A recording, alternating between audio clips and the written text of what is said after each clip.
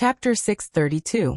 In the evil piece, other than the king, every other piece had its own value. The value of a queen was equivalent to 9 pawns. The value of a rook was equivalent to 5 pawn. The value of a knight was equivalent to 3 pawns. The bishop was worth 3 pawns. The value of pawn belonged to the lowest level of the base. When the evil piece was used, the evil piece would evaluate the value of the target based on the target's strength, ability, potential, and other aspects. The higher the value, the more evil pieces would be consumed. Both Aisha and Irina used 4 pawns when they were reincarnated. In other words, the value of Aisha and Irina was very close to the value of 5 pawns rooks. However, it was not surprising that the sacred gear, which was called the Twilight Healing, was lodged in Isha's body, so it was not strange that she had such a value. Irina did not have any special abilities, but she was chosen by the sacred sword and became its wielder. Her value was unimaginable. As for Genova, since there were only 2 knights in the evil piece set, and Leah's already had Yudokiba's knight, Genova should have only used 1 knight as well. However, the value of a knight was equivalent to 3 pawns. Genova, who used this chess piece, was definitely worth more than 3 pawns. He wouldn't lose out to Aisha or Irina. In other words, Riaz had obtained 3 potential stocks from the church. One of them had a sacred gear, and the other 2 were sacred swordsmen. Their potential was not bad. However, that was not what Noah was concerned about. Genova and Irina aside, why did Aisha reincarnate as a demon?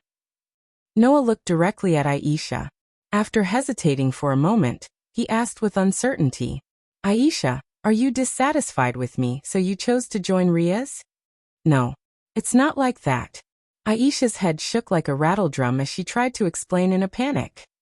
Because Sister Liaz is very good to me, and Kitten is also Sister Liaz's family. Even Genova and Irina, who were both from the church, have joined Sister Liaz's side. And the Lord is no longer here, so, as she spoke, tears welled up in the corners of Isha's eyes. She looked at Noah pitifully. "Sensei, are you angry?" "Please don't blame Aisha Sensei." Following the smiling Junai Kitten, who had been watching from the side, stepped forward and looked straight at Noah with an unusually firm expression. "I'm the one who persuaded Aisha to become the minister's dependent. But Kitty-chan did it for my own good," Aisha quickly said. "It's because knowing that the Lord is no longer here, I'm greatly affected. That's why Kitty-chan suggested for me to follow Sister Riaz and start a new life. It's definitely not because she hates you, Sensei." "Alright, I understand the general situation now." Noah rubbed his temples and immediately went straight to the point with Aisha, Genova, and Irina. Because the God of the Bible is already dead. After knowing this, you 3 devout believers who have lost the meaning of life have all given up on yourselves and reincarnated as demons, right? Isha, Genova, and Irina were at a loss for words as if their thoughts had been exposed.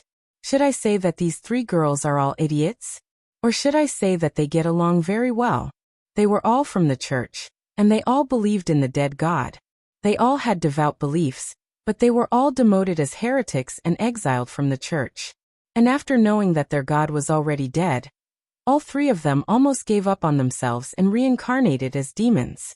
It seems that the trio from the church are all a bunch of silly girls who don't know the ways of the world. Forget it. If this is your choice, then I won't interfere. Noah sighed and glanced at Riaz. But isn't it a little inappropriate for Aisha to become a pawn? Although Aisha had a sacred gear, she did not have any combat ability at all. Although Aisha would also gain magic power and physical abilities after becoming a demon, she did not know how to fight at all. Secondly, she was destined to only be a backup with her abilities. It was too inappropriate for such a girl to become a pawn, who would charge at the front lines. Looking at Aisha's situation, a bishop who was good at support and focused on the development of magic power was more suitable for Aisha, was it not? Of course, Riaz understood Noah's meaning. Even so, she shrugged helplessly. "I have no choice. I only have a rook and a knight left, and 8 pawns. After giving the knight to Genova, only the pawn is suitable for Aisha and Irina." "What?" Noah was surprised. "Don't you have any spare pieces for the bishop?" "I can only say that Aisha came at a bad time. Before Korkabor attacked, I had already used up the remaining bishop. Riaz smiled sweetly. So next, let me introduce my bishop to you. She should be here soon. Just as she finished speaking, the magic circle carved on the ground of the Supernatural Research Department suddenly flashed. Bang! Amidst the scorching flames, a figure slowly appeared in front of everyone. When Noah saw the full appearance of the person who appeared in the flames, he frowned. It was a girl. She was wearing an elegant dress, her blonde hair tied into a drill-like double ponytail hairstyle. She was short, but her figure was much more prominent than other girls of the same age. She looked to be only 14 or 15 years old. That. The girl seemed to be a little nervous as she clutched her dress, her eyes constantly glancing at Noah's direction. Her face was slightly red, and she purposely made herself sound very calm as she raised her head and puffed out her chest. I'm Rebel Phoenix. Yes, Phoenix. The girl in front of him was the one who was summoned by Rizel and defeated by Noah's white horse in one move. Later, she begged Noah to let Rizel go, and called Rizel brother. After such a long time, the girl who was supposed to be Rizel's sister and Rizel's kin had appeared before Noah once again. She had actually become Rizel's bishop. Noah had heard that superior demons with evil pieces could exchange their pieces with each other, but the condition was that the pieces must be of the same type. Could it be? Not long ago, the Phoenix family contacted me, saying that this child wishes to come to me and become my kin. Rizel pushed Rebel in front of everyone. So I used an empty bishop to make a trade with Rizel and got Rebel. I just want to come to Lady Rizel's place for an apprenticeship. Rebel looked at Noah, her eyes wandering. But I didn't come here for you. The corner of Noah's mouth twitched, and he did not know how to react. If there's a chance, everyone will know about the other bishop in the future. With that, Rizel ended the conversation. Everyone should get along well. Chapter 633. Cheers. In Noah's room, with Lias in the lead, the group of Gamonli's kin gathered the drinks in their hands in the middle, and clinked glasses with each other. With a loud and clear ding, the atmosphere in the room became lively all of a sudden. Lias looked around at the girls in the room, and showed a happy expression from the bottom of her heart. This way, other than the rook, all of my family members have been gathered. How fortunate.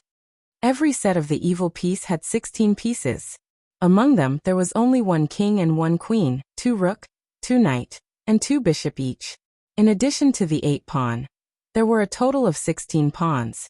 Now Lias was the king, Junai was the queen, Kitten was the rook, Genova was the knight, Label was the bishop, Shiba Yudo was the knight, and Shiba Yudo was the knight, who was not present because he needed to protect Shiba Kazunari, and Aisha and Irina, who each used 4 pawns.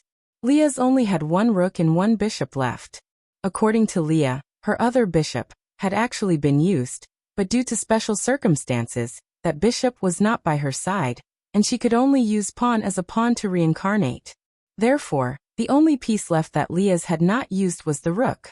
Although there's still 1 rook that I haven't used, but gaining 4 excellent dependents at once is indeed something worth celebrating. Leah's declared majestically. Let's celebrate today. Tomorrow, Genova, Irina, and Label, the 3 of you will have to report to Kuma Academy, and I will announce that you have officially joined the Supernatural Research Department. The girls with drinks in their hands responded in unison. Yes, Minister. Noah, who was also holding a drink in his hand, sighed as he watched the girls filling up his room. Some of them could only sit on the bed. I don't mind if you want to celebrate, but why do you want to celebrate in my room? Undoubtedly, the Supernatural Research Department takes up more space than mine, right? Upon hearing that, Leah said to Noah with a half-smile. Can't help it.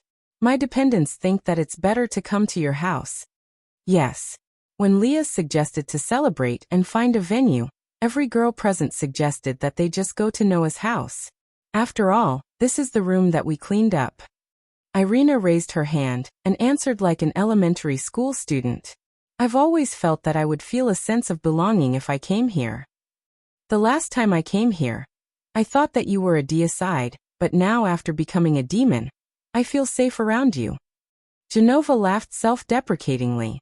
Is this also a punishment from the heavens? I just want to see what kind of place the deicide lives. Laibel turned away, but her eyes were still sneaking glances at Noah. I didn't come here because I want to know where you live and what you look like. Era. Junai said with a smile as she cupped one side of her face. I'm also very curious about where teacher Noah lives. After the girls expressed their thoughts one after another, Isha and the kitten sat upright on the bed with a "this is my home" look, leaving Noah speechless. Whatever. Do as you please. Noah finished the drink in his hand gloomily.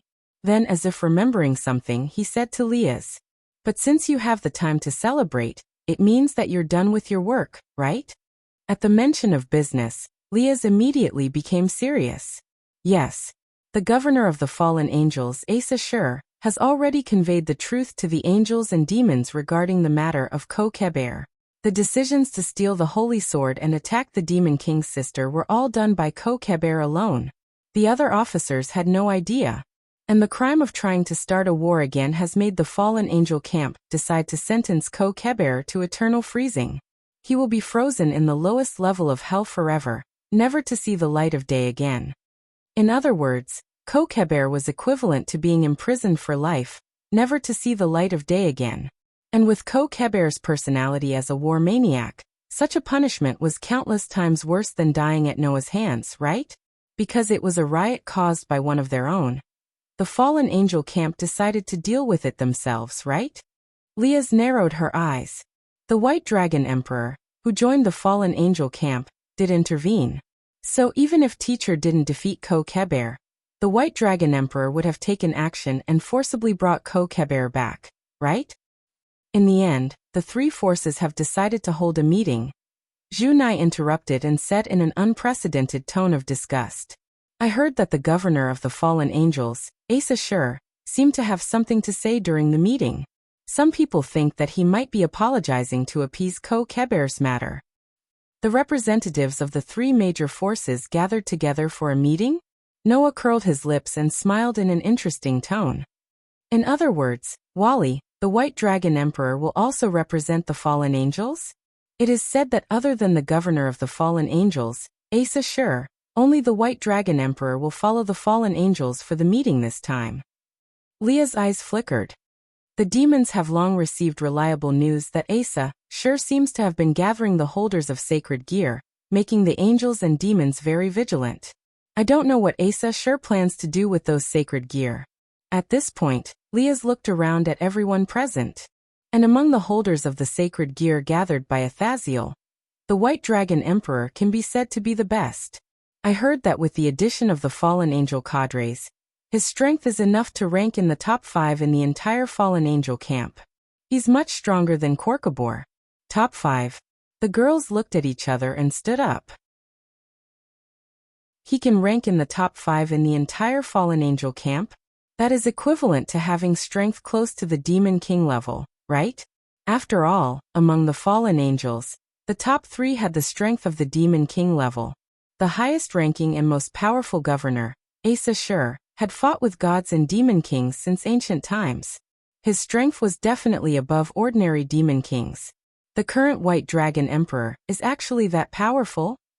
Laibel frowned and asked Liaz. Then, what about the current Red Dragon Emperor?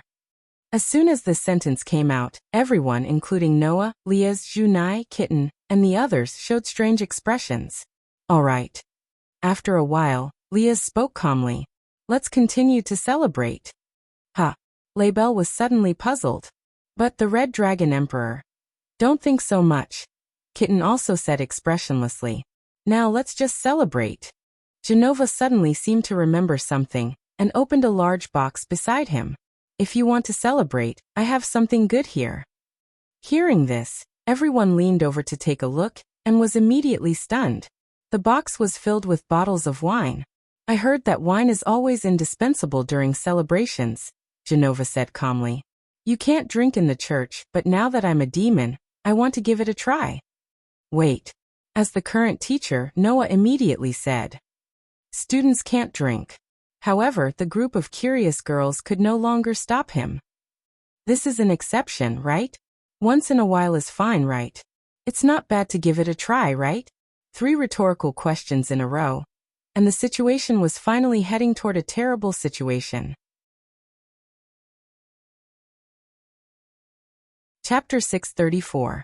About an hour into the celebration, Noah looked at the scene in front of him and covered his face, as if he could not bear to look at it. Ugh. Junai. I still want. Minister here. On both sides of the small round table, Lisha and Junai each held a bottle of wine tightly. Their faces were flushed, and their eyes were the most intoxicating kind of blur as they competed with each other. Kitty. Senior Aisha.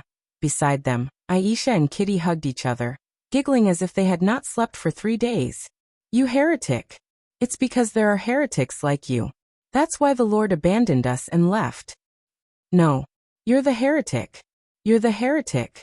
On the other hand, Genova and Irina started an argument for no reason. They were pinching each other's faces as they argued, and they were pinching each other's faces as if their lives depended on it. Around these girls, bottles of wine littered the floor of the room as if they were free. The air was filled with the thick smell of wine, telling others why these girls were acting so strangely. Noah, regretting that he could not stop all of this, could only look at the sky and sigh. If there really is a God behind all of this, then it must be the so-called God's revenge on me, the Godslayer, right? For an entire hour, Lisha and Jimenez's kin were all drinking as if their lives depended on it. Not for anything else, but because of what Irina said before they started drinking to celebrate. We are all demons, and our bodies are much stronger than humans. If we drink too little, we won't be able to taste the true essence of the wine, right? And so, a terrible drinking contest began. At first, it was Lisha and Junai's contest. These two king and queen, who seemed to be on very good terms with each other, were extremely competitive with each other. In a situation where neither of them was willing to admit defeat, the two girls who originally only had the thought of tasting each other ended up in this state. Then it was Genova and Irina's contest. These two believers were both from the church, and had been quarreling over some inexplicable matters since a long time ago. Now, as soon as they started drinking, the two of them started drinking as if they were having convulsions. Then they ended up like this. As for Aisha and Kitty, they were just drinking with the others. In the end, as the others drank more and more fiercely, the two girls could only follow suit and be forced to drink. Soon after, they also became like this. What could Noah say? Even if he could, these drunkards in front of him would definitely not listen, right? If this continues, I'm afraid these girls won't be able to go home tonight. Noah was conflicted. When he glanced at Lisha, Junai, Aisha, Kitty, Genova, and Irina, he was suddenly stunned. Where's Lisha? As soon as he said that, a pair of hands suddenly reached out from behind Noah and wrapped around Noah's neck. Then a petite, soft, and surprisingly well-endowed body pressed against Noah's back. Her entire body was on Noah's back, and Noah could smell the thick scent of alcohol. At that moment, Noah quickly turned his head around and saw the person he was looking at. Lisha's pretty face was flushed, and she was so drunk that she could not be any more drunk. She stared straight at Noah with bewitching eyes, her chin resting on Noah's shoulder as she revealed an intoxicating smile. Lord Noah. The way she addressed him made the corner of Noah's eye twitch. Ever since Lisha appeared in the supernatural research department as Lisha's servant, this girl's behavior had made Noah speechless. Logically speaking, Noah felt that Lisha hated him. After all, this girl had always looked at Noah with disdain or anger, and even looked at Noah with disdain. Of course, Lisha had reason to hate Noah. During the battle with Rizzle, not only did Noah burn all of Phoenix's servants, but he also tortured Rizzle to the point that he wished he was dead. But in fact, Noah could feel that Lisha was secretly looking at him from time to time, and she would even blush like a young girl in love. Noah had seen this look countless times in the love-struck students of Full King Academy, so naturally, he could recognize it. However, even Noah was confused as to what Labelle was thinking when she displayed a look of disgust, as well as a look of blushing heartbeat. So Noah decided to just ignore Lisha. But now this girl was behaving like this again. What was she trying to do? While Noah was complaining inwardly, Lisha, who was hugging Noah's neck tightly, actually rubbed her face against his. Lord Noah, I finally get to see you. I really want to see you. What are you doing? Noah pushed Leisha's face away as he complained. Thinking about how to kill me, right?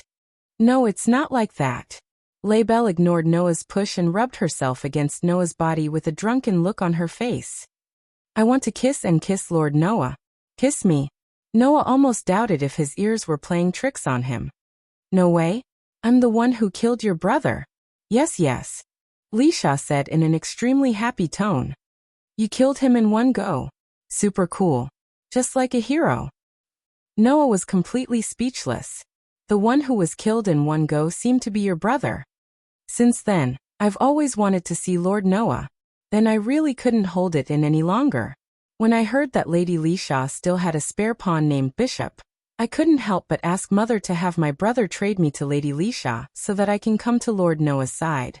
Now my wish has finally come true. Leisha, who didn't know Noah's thoughts, revealed her hidden thoughts while staring at Noah's face. Her pretty face became redder and redder, and her eyes became more and more blurred. Finally, as if she couldn't hold it in any longer, she shouted, No, I can't hold it in anymore. I can't leave Lord Noah anymore. With that, Leisha stood up and suddenly pounced on Noah. Hey! Noah was shocked. What are you doing? Lord Noah, please don't leave Leisha. Leisha will be obedient. With that, Leisha straightforwardly hugged Noah's body, and with an intoxicated expression, she began to thrash around randomly. Noah's mouth was already in an O shape. What's going on?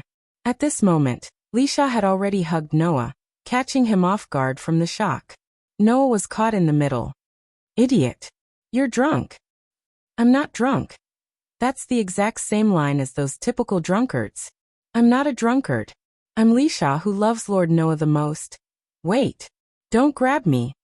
Noah, who was being held by Leisha, didn't notice that the other girls were beginning to notice the situation. Let go of that, fiancé. Leisha couldn't even speak clearly. Even if someone wants to hug him, I should be the one doing it. Era, are we all going to hug teacher? Junai was also smiling foolishly, which was rare. Sounds fun. I'll do it too. Isha tried her best to keep her eyes open. She was so drunk that even her eyes were misty, as if her favorite toy had been snatched away. Then I want it too. I want to hug teacher too. You're not allowed to do anything vulgar. Kitten was even more ridiculous. She stood up shakily, and was speaking incoherently. If someone wants to do it, I should be the one doing it. Meow. Is this a group activity? Genova clapped and cheered drunkenly. That's not bad. I'll join too. What? Irina, who was shaking her head, immediately raised her hand and smiled foolishly. I want it too. Don't leave me out. Amidst the commotion, the group of girls actually began to move in Noah's direction. Noah, who was tangled up with Leisha, finally managed to push her away. Then his vision was covered by shadows, and his body was soon hugged by several weights, so tight that Noah almost couldn't breathe. Noah wanted to cry but had no tears to shed as he stood in the middle of Lias and the other girls. What kind of godly development is this?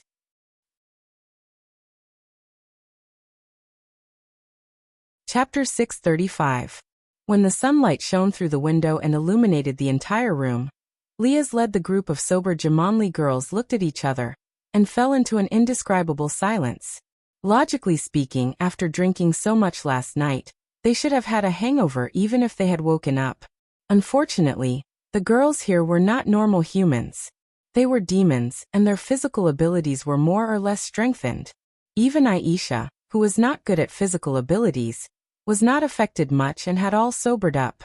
However, it was because of their sobriety that the girls could not understand the situation in front of them. Whether they were demons or not, the girls were indeed drunk last night. Since they were drunk, naturally, they would not have a clear memory of what happened after they were drunk. Under such circumstances, how could the group of girls understand the situation? After saying so much, the girls were just curious about their current situation. 1. Everyone was lying on the floor of Noah's room. 2. There were wine bottles everywhere. Number 3. Every girl has lost the memory of the previous night and can't remember anything. These situations did not happen before they lost consciousness last night. Naturally, the group of young girls was somewhat unable to comprehend the situation. Of course, even if they could not understand, they still had some guesses. Liaz rubbed her temples and was the first to break the silence. Looks like we were all drunk last night. This was the only explanation that could explain why the group of girls were in such a state. Era. Junai did not refute Liaz's statement, but smiled and said doubtfully, "But why are we like this?" "I have the same question." Genova did not care about her image at all. She sat cross-legged on the floor in an indecent manner and asked, "I've heard of getting drunk, but I've never heard of what it feels like to be drunk. Genova, I have a bad feeling about what you're saying." Irina wasn't as forthright as Genova. Even though everyone present was a female, she still raised her arms and hugged her body as she spoke bashfully. "Getting drunk and not remembering anything after waking up, it's like..." Before Irina could finish, Kitten, who was also hugging herself with her hands in front of her, spoke in a deep voice. "It's as if someone did something bad to us while we were drunk. In all sorts of ways." Aisha and Laibel froze when they heard that. As long as one was a woman, they would probably understand what Kitten meant. However, it did not take long for an extremely tired and weak voice, as if someone had just finished a marathon, to reach the girl's ears. There are indeed people who intend to do bad things when they are drunk, and in every sense. The girls were all stunned when they heard that voice. In the next second, the group of girls discovered that the voice came from under Irina and Laibel, who were still lying on the ground. "Whatever it is, how about you get off me first?" Hearing this, Elena and Laibel subconsciously lowered their heads and looked down. They saw Noah lying there with an exhausted expression, his face pressed tightly together by Irina and Laibel's bodies. His eyes were half closed and he looked like his soul had left his body. Wah dash. Irina and Laibel screamed in unison and hurriedly escaped from Noah's body. "Teacher Noah?" Liaz, Junai, Aisha, Kitten, and Genova all exclaimed in surprise. Then they remembered. That's right. Noah was there as well. "Teacher? You. Why are you here too?" "Wah." Irina, Laibel, and Aisha all cried out in surprise. They even thought that something had happened, and their pretty faces turned completely red as they panicked. On the other hand, Liaz, Junai, and Genova looked at each other as if nothing had happened. "Come to think of it, teacher is here too. Don't tell me." Just as she said that, Kitten's shameful and angry voice, along with an extremely sharp gaze, shot viciously in Noah's direction. "Lousy perverted teacher." "All right." Noah slowly sat up from the ground, looking utterly exhausted. "Because it would only be more tiring to explain, I'll only say it once. I didn't do anything, and I certainly didn't do anything to any of you. You'll know that when you check your bodies. You don't need a health teacher like me to tell you how to check, do you?" Hearing this, the group of young girls looked at each other in dismay. Their charming faces were flushed red. In the end, it was still Liaz who asked Noah a question out of curiosity. "Then why do you look like you're half dead from exhaustion?" As soon as he finished speaking, Noah glanced at all the girls present with a trace of hatred in his eyes, and squeezed out those words. "Because I've guarded my chastity for an entire night." If he really showed his true ability, Noah could take down all the girls present in minutes. The problem was that Noah couldn't do that at all, right? So last night, in fact, after being pushed down by the group of 7 girls, in order to not let anything happen, Noah was in a hurry to protect himself, so that these drunkards wouldn't take advantage of the chaos to do anything. Although Noah was almost used to skin-to-skin contact, and could even kiss with a peaceful mentality, it was really difficult for him to make the mistake of having sex with 7 girls in a row at the scene. After all, at present, Noah had only had sex with his 2 fiancées, right? Now to let Noah push down 7 beautiful girls at once, and when they were drunk, Noah had to express that the level was really too high. To put it simply, the situation last night was too magical. Whether it was the impact or the shock, it was too great, and Noah really couldn't face it head-on. At that time, he really didn't know what kind of trouble would happen. Swept by Promise's hateful gaze, the rest of the girls had a strange look on their faces. Only Liaz, after thinking seriously, came to such a conclusion. In other words, at the critical moment, you don't have the guts, right? This sentence was like a sharp knife, ruthlessly stabbing into Noah's heart, making the corner of Noah's mouth twitch. Era. Junai suddenly covered her mouth and laughed, and added such a sentence. I didn't expect that teacher is unexpectedly quite cute. Is that so? Genova expressed. I feel a little regretful. If I can have a child with teacher, it seems to be a very interesting thing. To you, is having a child just an interesting thing? Noah finally couldn't help but ask. Looks like you need treatment. I can do it too. Isha, who was at the side, didn't know what stimulated her, but her cheeks were red as she spoke. Although I'm a little scared, if teacher wants, I can do it too. Just take it as a punishment for being reincarnated as a demon without teacher's permission. Punishment? Take it as a punishment? Then Noah would really be a zombie. Please don't make trouble. Noah was about to cry. I'm already so tired last night. I really don't want to waste too much energy today. By the way, how can you continue to stay here as if nothing happened? Laibel, who was about to curl up into a ball, couldn't help but cry out. Hurry up and get out. At the same time that Laibel cried out, Kitten had already made her move. Get rid of bad teachers. However, as soon as the kitten raised her fist, a piece of clothing was thrown out by Noah powerlessly. It covered the kitten's head, causing the kitten to be flustered. Ignoring Lias and Junai's half-smiling faces, Genova and Layla's regretful looks, Irina and Aisha's blushing faces, and the kitten who could not see anything because of the clothes covering her head, Noah walked into the washroom weakly. Today was destined to be a very tiring day.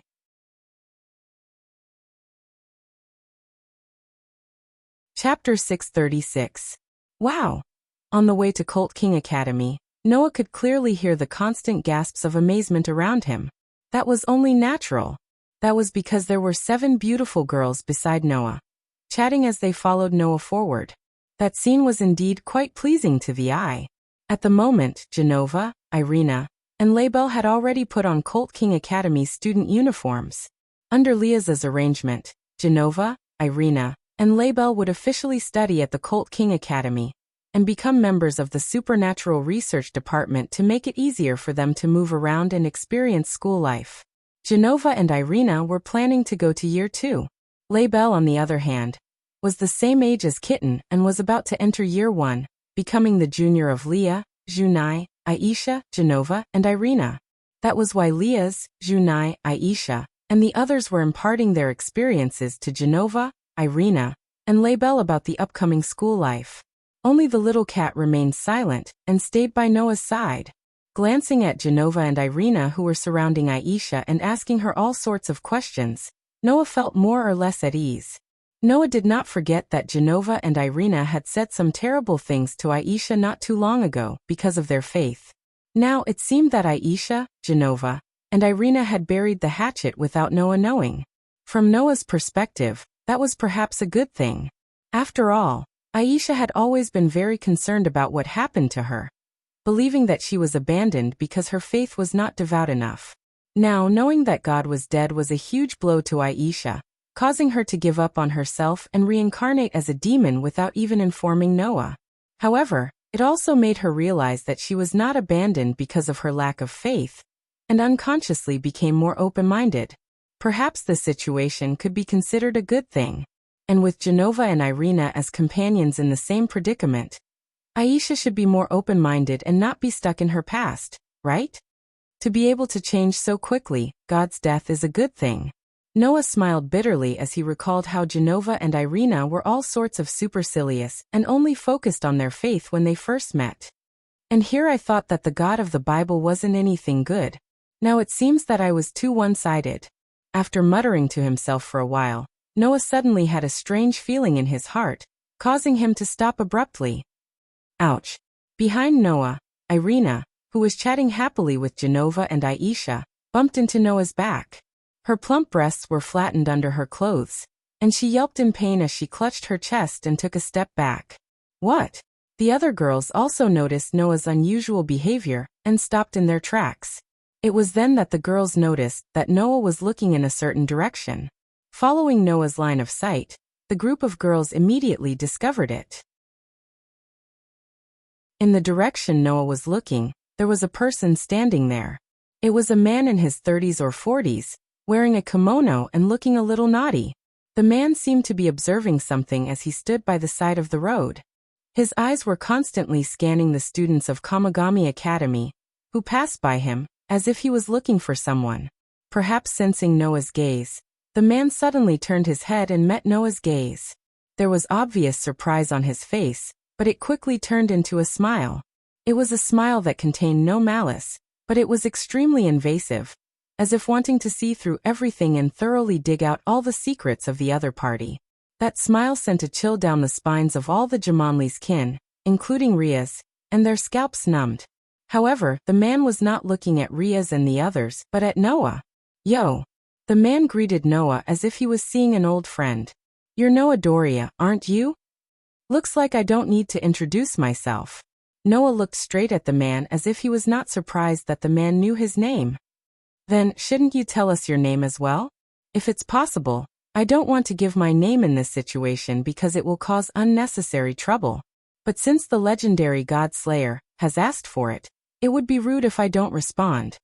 The man spread his hands, and the smile on his face became more and more like he was up to no good. Athasiel. You should have heard of this name before. When the man said the name Athasiel, all the girls except Noah froze. Athasiel. Of course, there was no one who did not know this name. The governor of the fallen angels. The highest-ranking fallen angel with 12 wings. The leader with the highest position and the strongest strength in the entire fallen angel faction. The boss of one of the 3 major forces, Athasiel.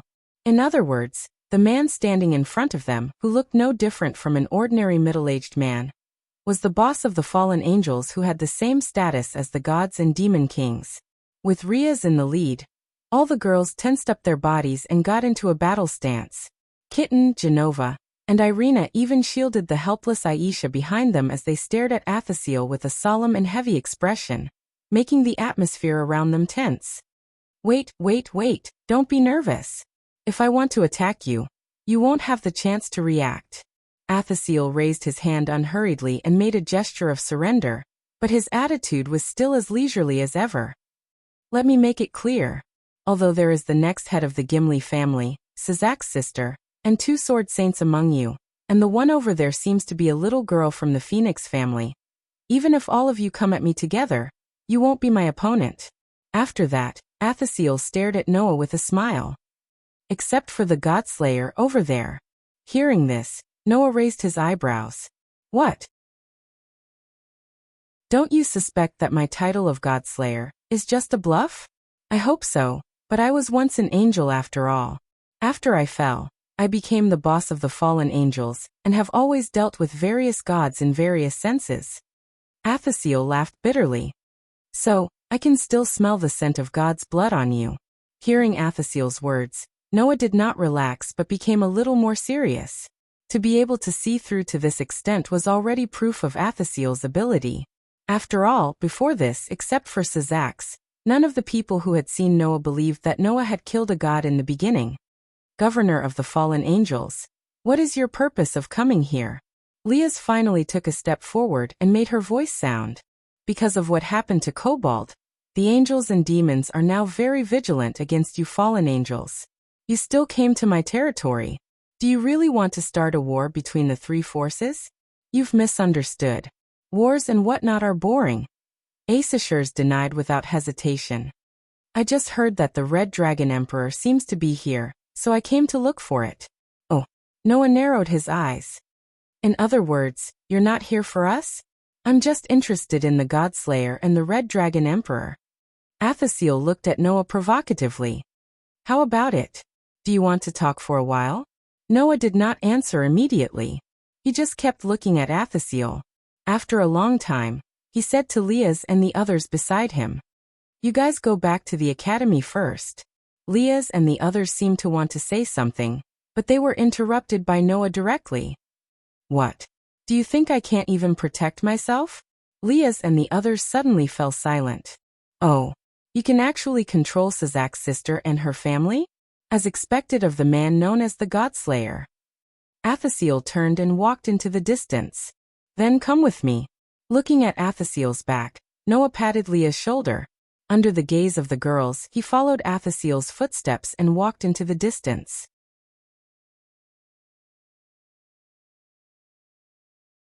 Chapter 637. Following behind Issachars, Noah followed Issachars aimlessly while observing the surroundings.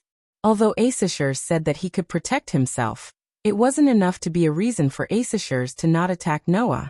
Noah directly beat up the fallen angel cadre, the guy named Korkabor, until he was looking for his teeth on the ground. The atmosphere between Noah and Wally, who defected to the fallen angels, was also the kind of situation where it wouldn't be strange for them to fight at any time. In this way, whether Issachars would plot against Noah for various reasons, even Noah himself wasn't sure. What was certain was that Issachar's strength was stronger than Korkabor. And it was a lot stronger. Even Wally, who was known as the White Dragon Emperor, might not be Issachar's opponent, right?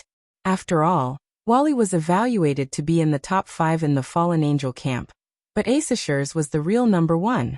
As a character who had fought with gods and demon kings since ancient times, Issachars was only stronger than Wally. Noah really couldn't determine the reason for such a character to suddenly appear in this town and talk to him. Therefore, it was necessary to observe a little. Unfortunately, Issachars didn't intend to take Noah anywhere. Instead, he directly took Noah into a restaurant while Noah was a little stunned. Come sit down. After finding a seat, Issachars waved at Noah with great enthusiasm. This is my favorite restaurant after coming to this town. We can talk while eating.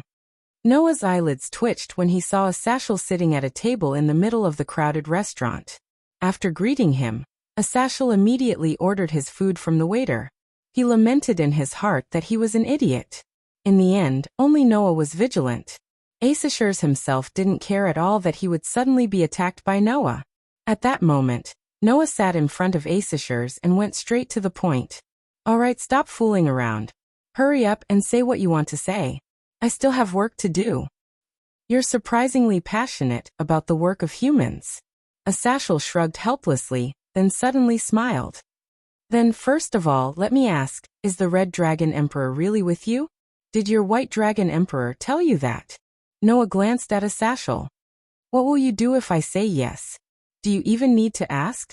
Issachar said without hesitation. Kill him, of course. Noah's eyes suddenly narrowed. He didn't expect Issachar to reveal his intentions, and such intentions at that. Killed the Red Dragon Emperor? Noah looked directly at Athasiel. That should be the job of the White Dragon Emperor, right? I say, do you really not understand, or are you pretending not to? Issachar sighed. According to Wally, this generation's Red Dragon Emperor seems to be just an ordinary human with nothing. Until now, he still hasn't had the ability to awaken the sacred gear in his body, right? Noah furrowed his brows. Is there a problem? That's the Red Dragon Emperor's boosted gear, which is known as the Longelness. You can imagine its power.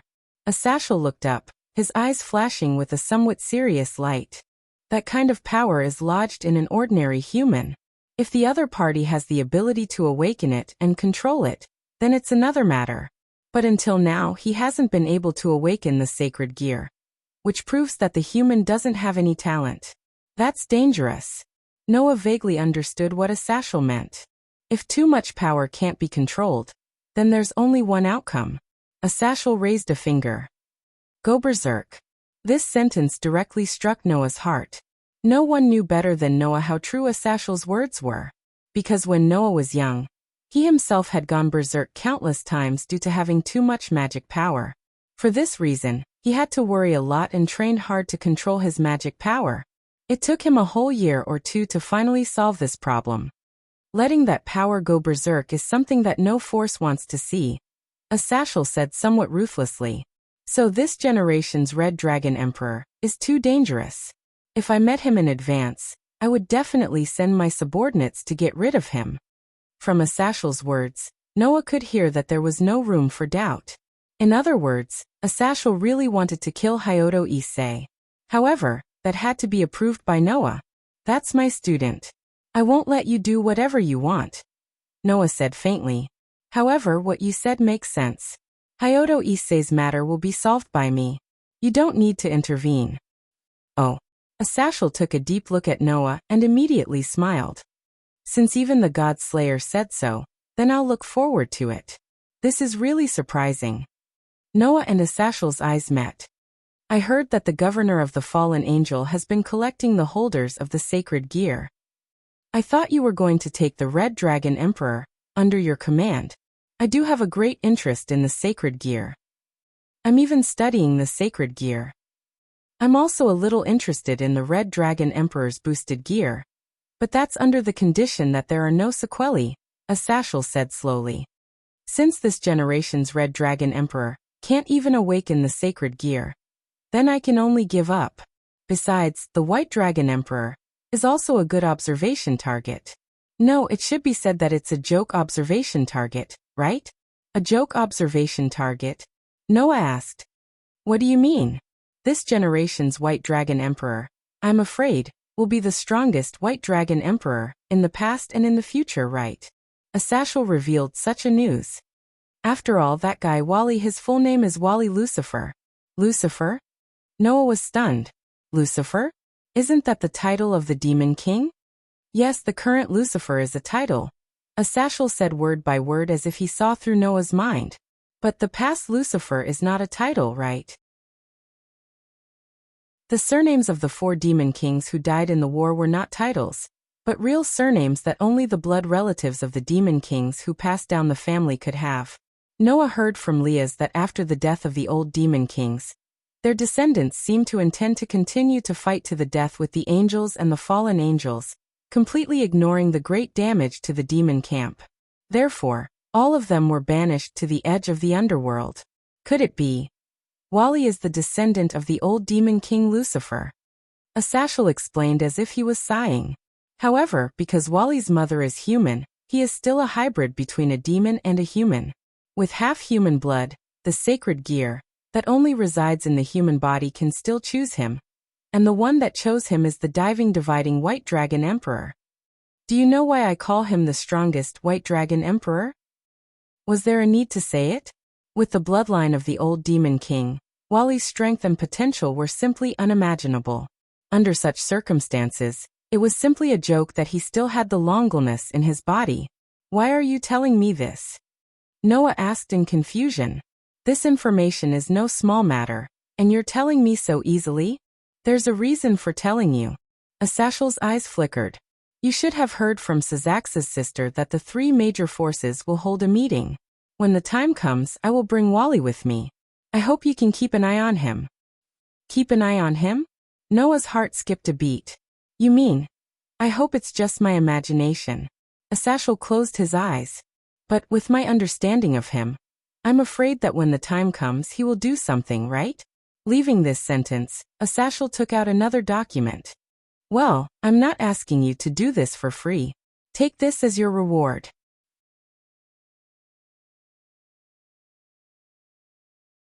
Chapter 638. Reward. Noah frowned tightly. He reached out and picked up the document that Asashel put on the table and began to flip through it. Seeing this, Asashel smiled slightly and drank his tea, allowing Noah to flip through the documents he brought. As Noah flipped through the documents brought by Asashel, his expression became more and more surprised. The reason for that was because what was recorded on it was nothing else but a type of technique. It was a technique used to create sacred gear. Artificially create sacred gear? Noah looked at Asashel in amazement. There was no way he could not be surprised. After all, sacred gear was a power created by the God of the Bible who had died. So far, no one had been able to imitate it. However, Asashel brought the technology of artificially creating sacred gear and directly gave this technology to Noah. How could Noah not be surprised? Don't be happy too early. The sacred gear system created by the God of the Bible is too powerful. Mine is at best a simulation. Asashel shook his head as if he had already expected Noah's reaction. Let's not talk about other things. Most of the sacred gear that I've created myself are useless, and very few of them are practical. Although there are some that I'm satisfied with, They all have various problems, and I'm still in the process of improving them. So don't think that you can mass-produce sacred gear just because you have this technology. Noah was not confused by Asashal's words, and directly saw the value of the document in his hand. As long as I can create a successful product, even if I fail countless times, it is still a profit, right? You also said that Wally's existence is like a joke. Once an existence like you, who is stronger than Wally, also has sacred gear. Even if it is not comparable to Red Dragon Emperor's boosted gear, and White Dragon Emperor's diving dividing wings, it can still greatly increase your strength. At that time, you will become a joke like a fallen angel, right? After the powerless humans obtained sacred gear, some of them grew into powerhouses that the superior demons and even the most superior demons could not match. As for the best of the sacred gear, the Longlness, the owners of the Longlness, could become existences that could rival the gods and the Demon King. Under such circumstances, Wally, who had the bloodline of the old Demon King, had the White Dragon Emperor's diving dividing wings. In the future, Asashal would evaluate him as the strongest White Dragon Emperor since ancient times, and even in the future. It was conceivable that once an already powerful existence had a sacred gear, it would be against the rules.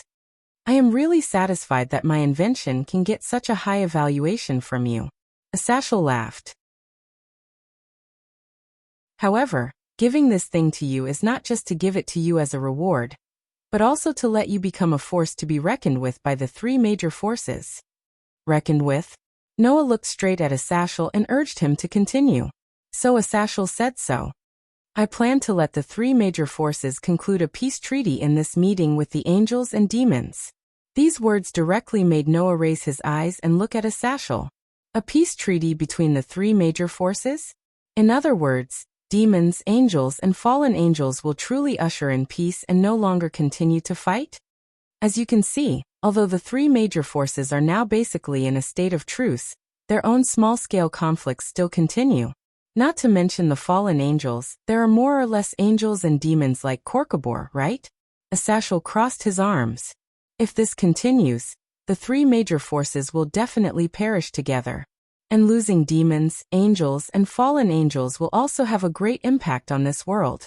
I think that the angels and demons should also be planning to truly conclude a treaty and usher in peace. Saying this, Asashal pointed to the document in Noah's hand. In the past, the three major forces actually joined forces once, and that was when the two heavenly dragons caused havoc on the battlefield. So, I'm giving this to you. Hearing this, Noah suddenly felt relieved. In other words, you want me to play the role of the two heavenly dragons? Only with enough external deterrence can the three major forces establish true peace with each other. Asashal looked straight at Noah and smiled. As the God-Slayer, you have the ability to make the three major forces not dare to act rashly. So I hope that you can exist as a restraining force for the three major forces, and let them know that once the peace is broken, they will be obliterated by the God-Slayer. Then there will be true peace in the future. You think too highly of me. Noah raised his eyebrows. Varley said that I can only rank in the top 20 in this world. Do you think I can threaten the three major forces? Oh, did Wally give such an evaluation? Asashal asked meaningfully. But do you really think you can only rank in the top 20?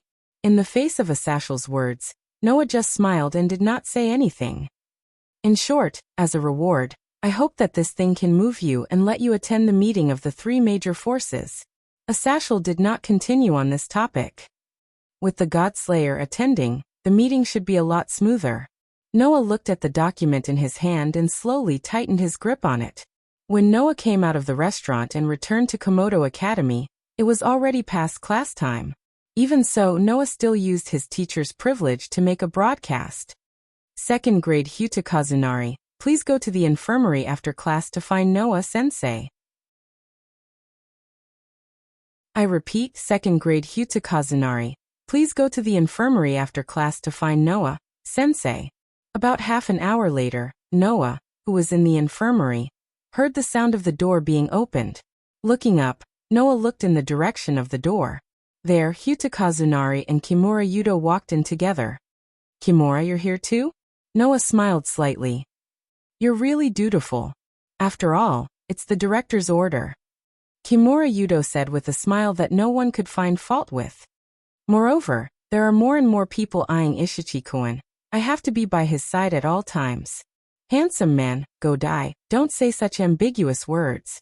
Hyuta Kazunari's body shook exaggeratedly as he jumped away from Kimura Yudo.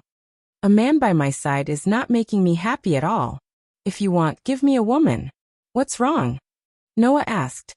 Don't you want Kimura Yudo by your side? Of course not. Hyuta Kazunari answered without hesitation as he cried.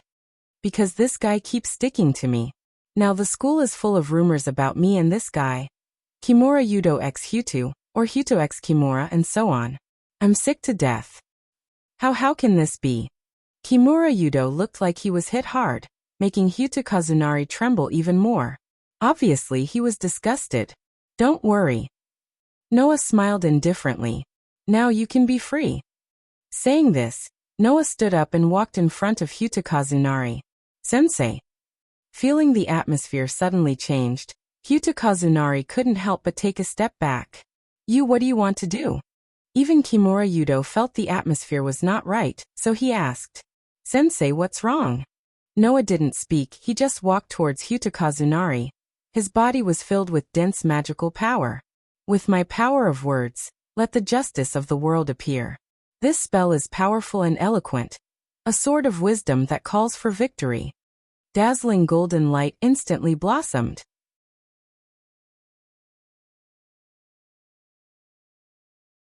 Chapter 639.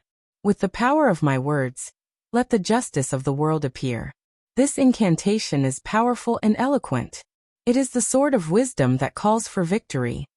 Like an ancient hymn, the words echoed clearly in the surroundings, and the entire space was covered in a bright golden light. A dazzling image of a warrior holding a golden sword suddenly appeared in front of Noah. Noah reached his hand into the brilliant pattern, and the next moment he pulled out the sword. Clang! In an instant, the sword in Noah's hand shone brighter than any other golden light in the surroundings.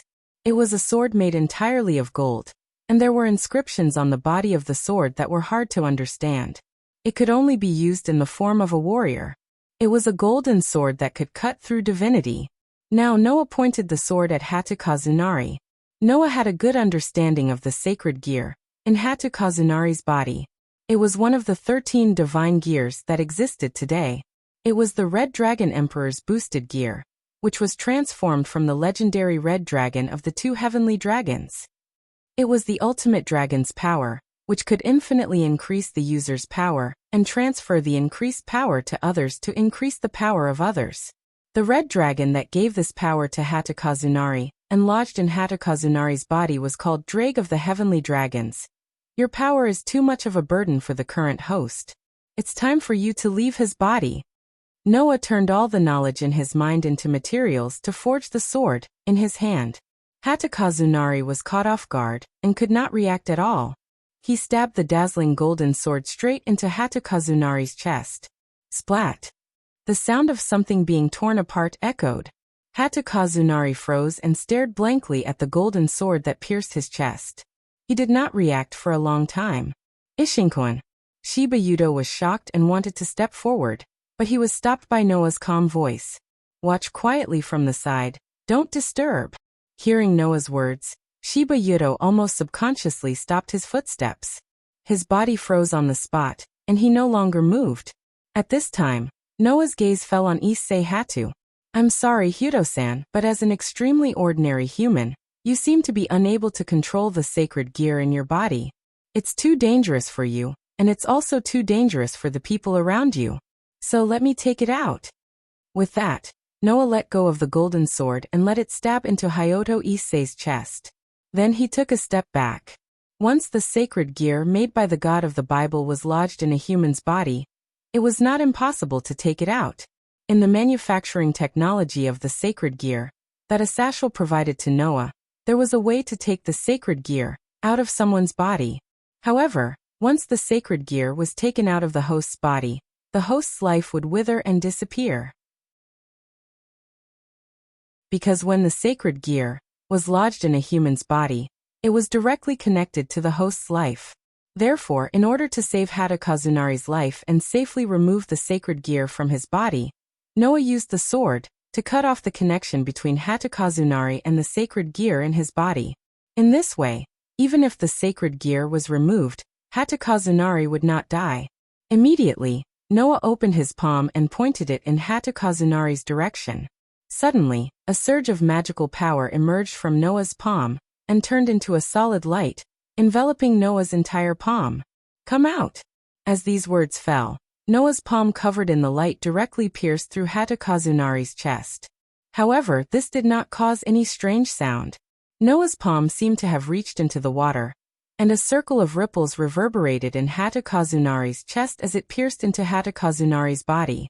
Then Noah pulled his hand out. In Noah's hand, there was a red gauntlet with a green jade at the front that looked like a ferocious dragon's claw. It was quietly lying on top of the gauntlet, releasing an extremely shocking fluctuation. It was the fluctuation caused by the power of the dragon. Looking at the red gauntlet in his hand, Noah's eyes flashed. "Is this the Red Dragon Emperor's boosted gear?" As long as there was enough time and the host's body had the ability to withstand it, it could temporarily raise the user's power to the level of God and Demon King. If it weren't for the fact that Issei Hyodo didn't have any talents, he would have been able to reach the top with this sacred gear. He would have become an existence that demons, angels, fallen angels, and even other mythological systems wouldn't be able to ignore. After the Red Dragon Emperor's boosted gear left his body, Hatakazunari directly knelt on the ground and slowly fell down. The bright golden sword in his chest slowly dissipated. Ishinkuan. Kiba Yuto, who had witnessed the whole process, quickly stepped forward and helped Hatakazunari up. When he found that Hatakazunari was still breathing, he heaved a sigh of relief and looked at Noah with a puzzled expression. "I know you have a lot of questions, but for now, it's better to settle Hatakazunari down," Noah said directly. "I have removed the sacred gear from his body. From now on, Hatakazunari will not be targeted, and your guard duty will end here. Kiba Yuto, after you tell Hatakazunari everything, you can return to Leah's side." "Is that so?" Kiba Yuto pondered for a moment and nodded. "I understand." With that, Kiba Yuto carried Hatakazunari on his back and left the infirmary. Noah did not know if it was an illusion. Noah always felt that Kiba Yuto was very regretful that he did not have to protect Hatakazunari anymore. This made Noah's body tremble. Could it be that Hatakazunari was really like what Hatakazunari said? After thinking about this, Noah did not dare to think about it anymore. He quickly shook his head and turned his attention to the Red Dragon Emperor's boosted gear in his hand. At this time, Noah finally noticed. When he held the Red Dragon Emperor's boosted gear, in Noah's heart, the stone plate with the pattern of the 10 avatars on its outline trembled slightly. Immediately, the two patterns on the outline of the stone plate began to flicker. One was a pattern that looked like a dragon, but stood like a human. The other was a pattern of a golden beast roaring at the sky. It was the pattern of the Draconian Avatar and the Golden Wolf Avatar. What's going on? Noticing this strange phenomenon, Noah was stunned on the spot. And then he turned his attention to the Red Dragon Emperor's boosted gear again. Could it be because of the Red Dragon Emperor's boosted gear? It was a reasonable guess. After all, Noah's Draconian Avatar and Golden Wolf Avatar only reacted after he obtained the Red Dragon Emperor's boosted gear. Feeling the changes of the Draconian and Golden Wolf in his heart, Noah hesitated for a moment, but then he made up his mind. No matter what, let's try it first. After that, Noah raised the Red Dragon Emperor's boosted gear in his hand and pressed it hard on his chest. Buzz! In the next moment, the Red Dragon Emperor's boosted gear made a trembling sound and merged into Noah's body.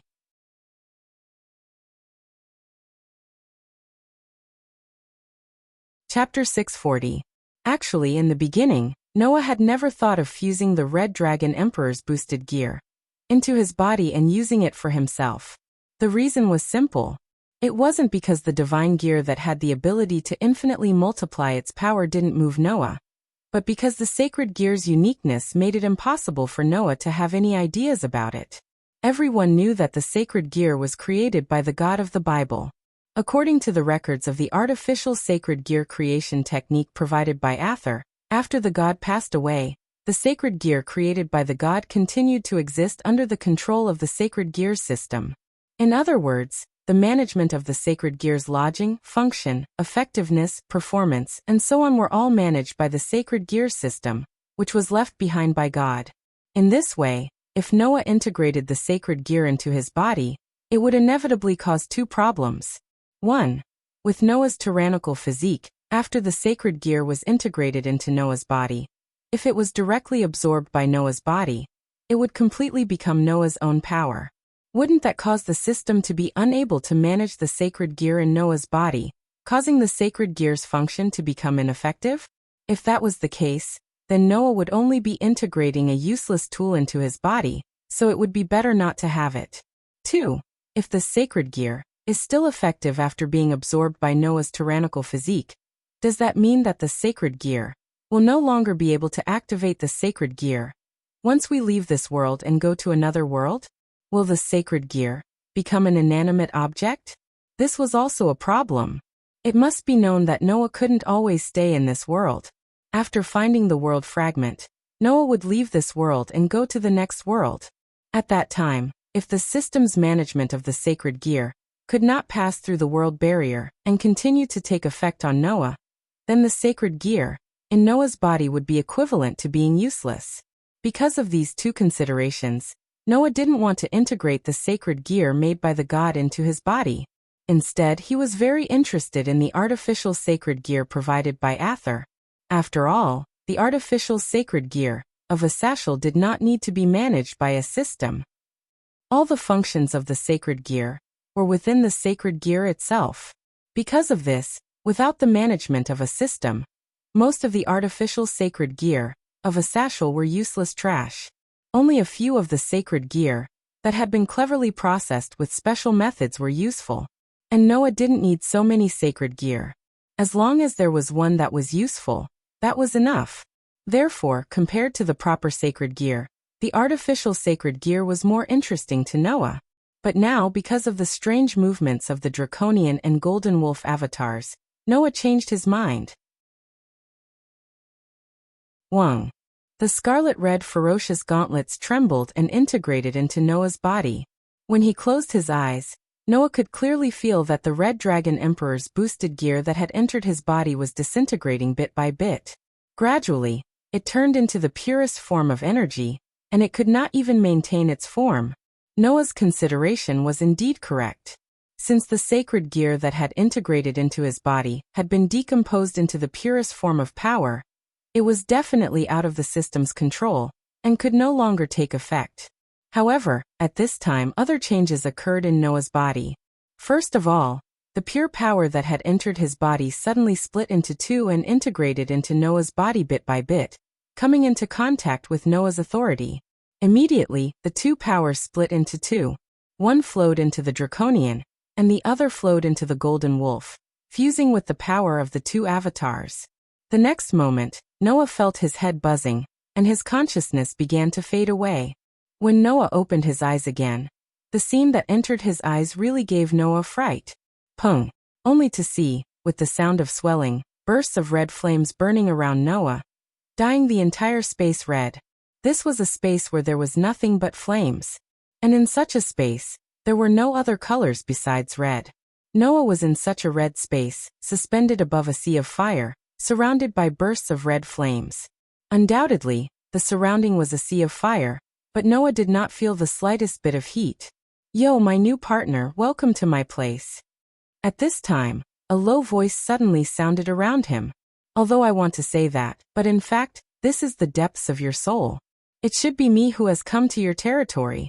Fate really makes fools of people. With such a voice, in the sea of fire in front of him, a huge creature lifted the flames, straightened its body, and imprinted itself into Noah's eyes. It was a giant dragon. It was a gigantic dragon that was covered in red scales and surrounded by flames. Its entire body was emitting a terrifying pressure. Feeling the pressure from the giant dragon, Noah instantly understood. The giant dragon in front of him, in terms of strength, was probably not below Noah, who had the authority of the 10 incarnations. And was the Godslayer don't be so nervous, partner?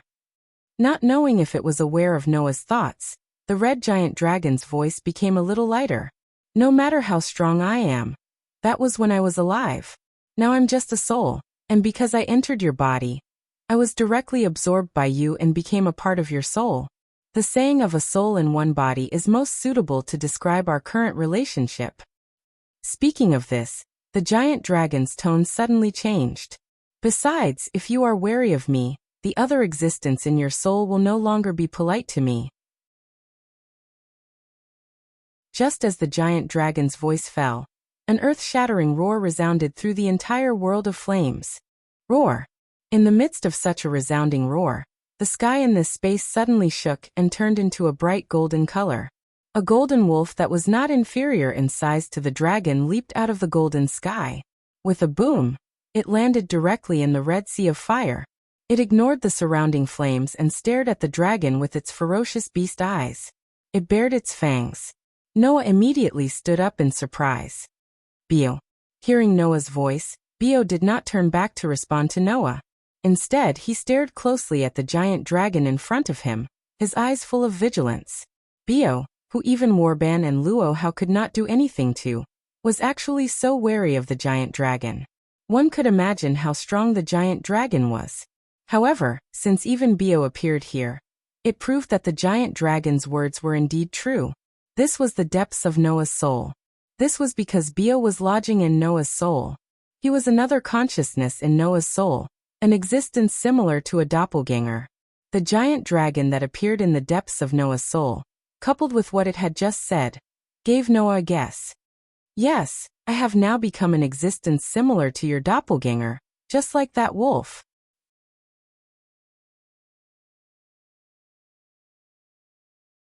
Chapter 641. That's right, I have indeed become an existence similar to your doppelganger, just like that wolf. When the red dragon said this, Noah's heart calmed down, and he suddenly felt enlightened. Thus, Noah controlled his body and lightly floated into the air. He then landed on the head of Bio, whose body size was not much different from the dragon in front of him, and looked forward. You are the Red Dragon Emperor of the two heavenly dragons, right? Have you guessed it? The dragon's ferocious beast eyes moved down and met Noah's gaze. That's right, I am the Red Dragon Emperor of the two heavenly dragons, Drake. In the ancient war between the three great powers, the Crimson Sky Dragon had fought with another Sky Dragon on the battlefield, and messed up the entire battle. The Crimson Sky Dragon's soul had been turned into a sacred gear, because of that. Now, that dragon appeared in the depths of Noah's soul, and even claimed to be another doppelganger of Noah, just like Bio. To be honest, I am very surprised, Drake said to Noah with great interest. I never thought that as a soul sealed in the sacred gear, I would actually come back to life in this form, and become your doppelganger and partner. Your origin seems to be very unusual. Since you have become an existence with the same soul as me, just like Bio, living as my doppelganger and lodging in my soul, then you will soon know my origin. There is no need to ask. Noah shook his head and looked straight at Drake. It's just that I never thought that after fusing with the Red Dragon Emperor's boosted gear, you would be released from the sacred gear, and even your soul would fuse into one. Is this a good thing or a bad thing? Well, for you and me, it should be a good thing, right? Drake said directly. Now, I have become another consciousness in your soul. I can feel that, just like the wolf, as long as you, as the main body, provide magic, I can materialize the soul that is fused with you, and become your beast to help you fight. This way, I can also move around outside for a short period of time. This is a good thing, right? If this is not a good thing, then I really don't know what is. Noah bitterly laughed. Being able to use you as one of the two heavenly dragons, even I feel a little unbelievable when I think of this fact. One must know that the two dragons known as the two heavenly dragons were the ones that messed up the battlefield of the three powers, and made the three powers helpless. They could only be led by the gods and the demon king. They could only be subdued. Therefore, among the top 10 existences that Wally once mentioned, Drake could definitely occupy a place to be. In other words, Noah had obtained a doppelganger that could be ranked in the top 10 of this world, and would definitely not be weaker than any of the god slayers. This was not something that could be described as great improvement in strength. Don't say that, partner.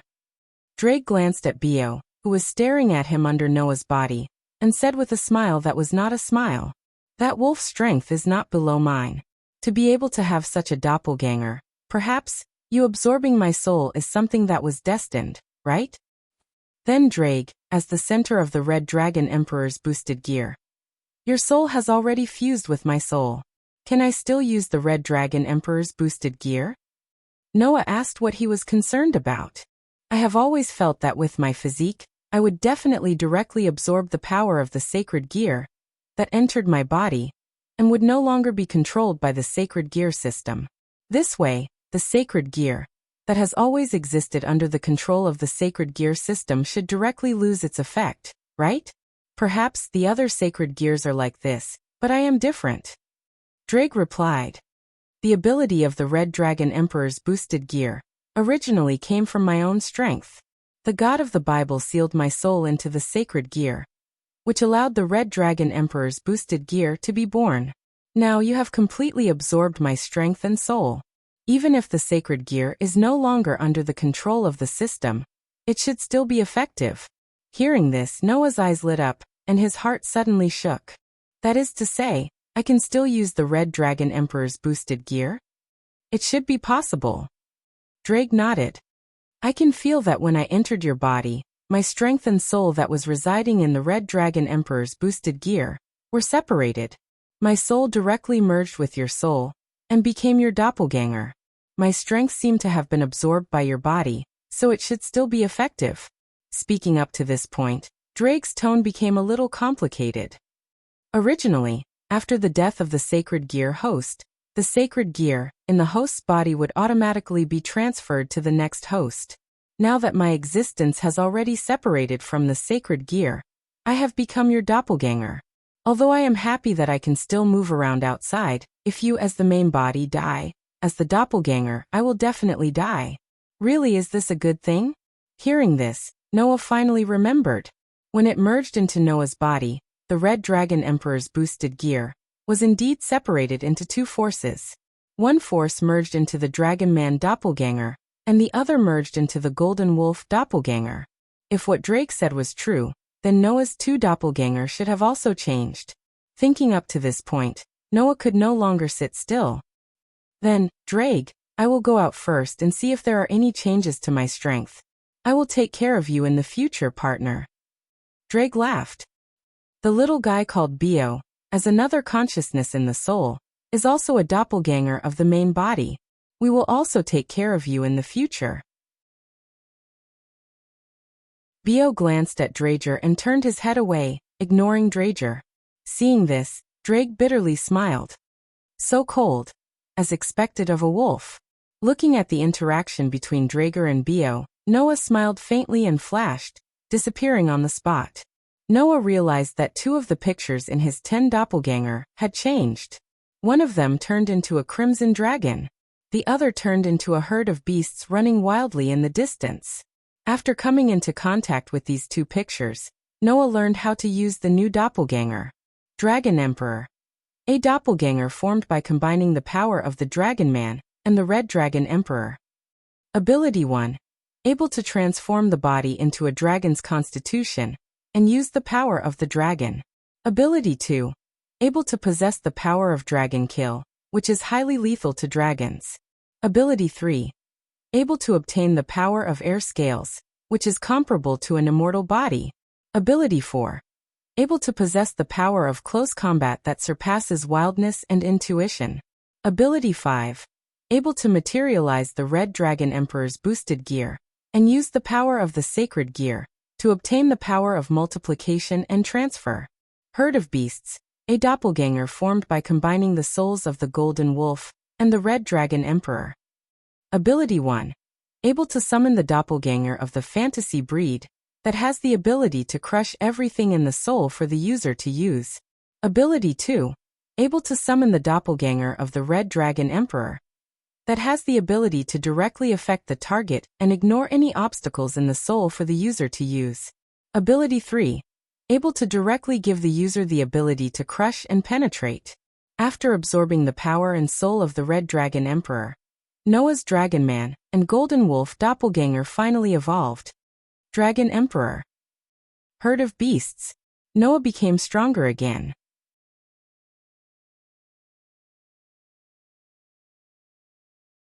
Chapter 642. On the rooftop of Horse King Academy, Noah opened the door to the rooftop and walked in. After closing the door, he came to the center. Lowering his head, Noah looked at his hands. He gently clenched his fists and closed his eyes. In Noah's heart, the image of a crimson dragon automatically appeared. All evildoers, be afraid of my power. Now, I will obtain the majesty of 10 mountains, the strength of 100 rivers, and the strength of 1,000 dragons.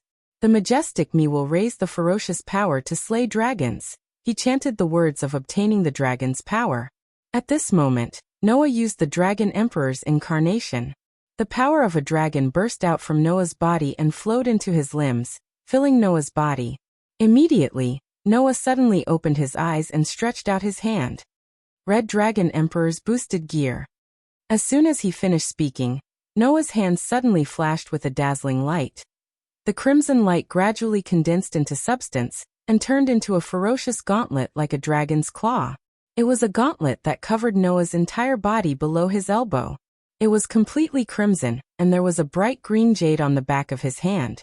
It was none other than the Red Dragon Emperor's boosted gear. As soon as Noah entered the Dragon Emperor avatar's usage state and materialized the Red Dragon Emperor's boosted gear, he immediately obtained 2 ways to use the Red Dragon Emperor's boosted gear. 1. Multiply. Every 10 seconds, it could double Noah's strength. 2. Transfer. It could transfer the increased strength to others and increase the strength of others. These 2 abilities were exactly the same as the rumors. At that moment, Noah poured the magic power in his body into the Red Dragon Emperor's boosted gear in his hand. Boost. Suddenly, the green jade on the Red Dragon Emperor's boosted gear flashed with light, and a low voice sounded. The voice was exactly the same as Drake's voice, but it was slightly more mechanical. At the same time, Noah felt that his physical strength, which was originally comparable to a dragon due to the incarnation of the Dragon Emperor, had doubled in an instant. Of course, this increase was only temporary, and could only be maintained for a short time. However, to be able to increase his strength every 10 seconds was indeed a violation of the rules. I remember Wally said that if the Red Dragon Emperor's boosted gear reaches the balance breaker level, then it can multiply its power at any time and in any ratio. Feeling his strength multiplying over and over again with the passing of every 10 seconds, Noah fell into deep thought. If I can also reach balance breaker, then my strength will truly be terrifying. Every sacred gear had its own balance breaker. However, among the possessors of the sacred gear, who could achieve the balance breaker, there was probably less than 5% of them who could do so. After all, to reach balance breaker, one's longing and desire had to be so intense that it could reverse the flow of the world. If anyone could do it, then the sacred gear alone would be able to make demons, angels, and fallen angels have no place to stand. They would no longer dare to look down on humans. Reverse the flow of the world. Noah's eyes flickered. It was unknown what he thought, but the corners of his mouth slowly rose.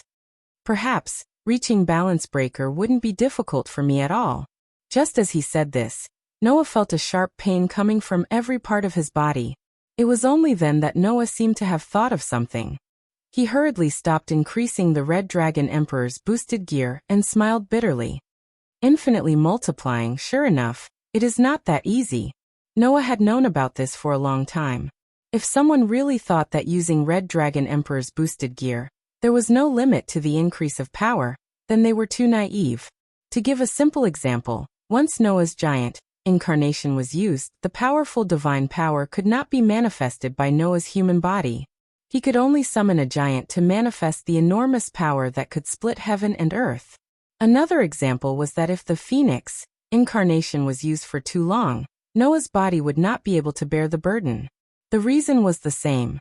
It was like a truck. Although it could carry a lot of goods, if the truck carried far more goods than it could carry, then not only would it not be able to move, It might even overturn. If the goods were multiplied, then Noah himself was the truck. If the goods were multiplied again and again, Noah's truck would not be able to move, and there would even be times when it would overturn. In other words, if the power increased too much, it would only be a burden on Noah's body. Even if the multiplying of Red Dragon Emperor's boosted gear was indeed infinite, Noah, the user, had a limit. This was the limitation of the Red Dragon Emperor's boosted gear. Coupled with the fact that it still needed time to be used, Red Dragon Emperor's boosted gear had a weakness. In addition, Noah's Red Dragon Emperor's boosted gear had another limitation. This limitation was limited to Noah alone. In the next second, Noah cancelled the use of the Dragon Emperor incarnation. Clang! In Noah's hand, Red Dragon Emperor's boosted gear flashed and disappeared. As expected, Noah murmured, "If I cancel the Dragon Emperor incarnation, does that mean I can't use Red Dragon Emperor's boosted gear?"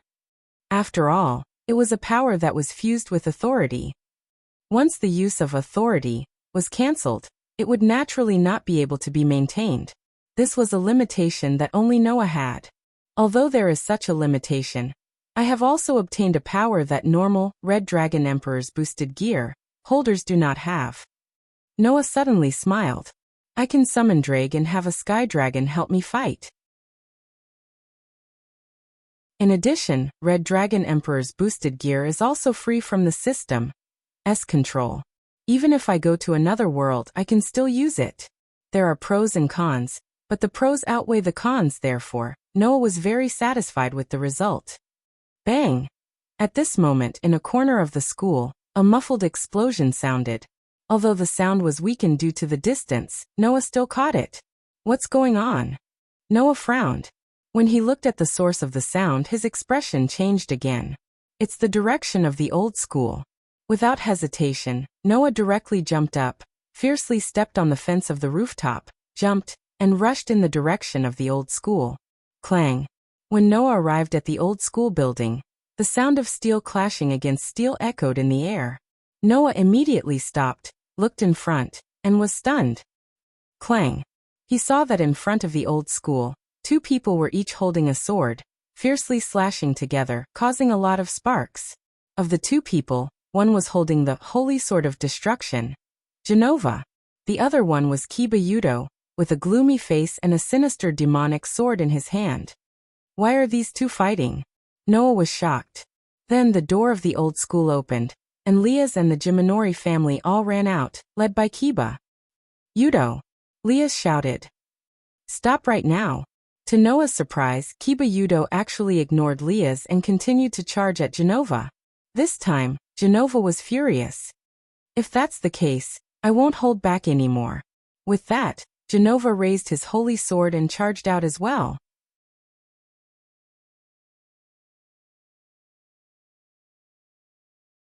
Chapter 643. Clang! Two long trajectories were drawn as Genova and Shiba Yudo, who were wielding a sacred sword and a demonic sword, collided with each other in the middle of the empty space in front of the old school building, causing a crisp sound of collision. Screech! The sacred sword and demonic sword collided with each other, and the sharp sound of friction produced an unusually violent spark. However, this situation did not last long. Gotcha! At a certain moment, the demonic sword in Shiba Yudo's hand made a cracking sound, and Shiba Yudo's expression changed slightly. "As a knight, you should be good at speed. You shouldn't be fighting me head-on." Looking at Shiba Yudo's slightly changed expression, Genova seemed to have predicted this situation and said calmly, "Although I'm also a knight, I'm not only good at speed. What's more, the Holy Sword of Destruction in my hand is a holy sword that specializes in destruction. You'll only embarrass yourself if you fight me head-on. It's better to calm down first." After that, Genova clenched his fist and suddenly raised the sacred sword in his hand. Bang! The demon sword in Kiba Yudo's hand immediately shattered, turning into pure fragments. It then turned into nothingness and completely disappeared in midair. Shiba Yudo gritted his teeth in hatred. "It's not over yet." Amidst the shouts, Kimura Yudo raised his hand. Mana surged in his hand, and a magic formation suddenly expanded from his palm. Inside the formation, Another sword with ominous fluctuations appeared and fell into Kimura Yudo's hand. Oh. Genova raised his eyebrows. I see. You are not the user of the demonic sword, but the wielder of the sacred gear? That's right, this is my sacred gear sword birth. It can create any demonic sword that opposes the power of the sacred sword. Shiba Yudo pointed the demonic sword in his hand at Genova. My wish is to destroy all the sacred swords, but in the end, I awaken the sacred gear that can create demonic swords. This is fate. Destroy all the sacred swords. Genova's eyebrows tightly knitted together. Why do you have such a pathetic wish? Is it sad? Kimura Yudo smiled, but his smile was unusually sad. Because my fate has always been very pitiful. Seeing Kiba Yudo's sorrowful expression, Genova's fighting spirit and anger were greatly reduced. I won't deny your past, but I advise you to give up on this idea. Although the Holy Sword and the Demon Sword are weapons that counter each other, their power is exactly the same. However, the Demon Sword in your hand isn't a real demon sword. It's only made from the sacred gear, so its power definitely can't compare to a real demon sword. It won't be able to destroy the Holy Sword. Perhaps facing the real King's Sword, my sacred gear wouldn't be able to destroy it, but fortunately, the King's Sword has been split into 7 pieces, and its power has been greatly reduced. Kiba Yudo coldly said, if it's just a split holy sword, then I can destroy it with my sacred gear. With that, Kiba Yudo raised the demon sword in his hand and charged forward. Seeing this, Genova had no choice but to raise the holy sword and charge forward instead of retreating. Stop. Beside him, Liaz yelled, but she couldn't stop Kiba Yudo from acting on his own. What the hell? That man. Irina yelled as if she was fighting for justice. Can't you give him some time to talk? No one answered Irina's question. Or rather, no one had the time to answer Irina's question. Just as Genova and Kiba Yudo were about to clash again, a figure darted between the two of them. Asterisk clink. Asterisk both the holy sword and the demonic sword came to a stop at the same time with a crisp sound. Because on the holy sword and the demon sword, there were 2 fingers clamping down on the 2 swords, stopping them in their tracks. Genova and Kiba Yudo were both shocked, and they were only surprised when they saw the full face of the person who clamped the holy sword and the demon sword. Sensei. What are you two doing? Noah asked with a frown as he held the holy sword and the demon sword between his fingers with ease. Both of you are Liaz's kin, and you're fighting?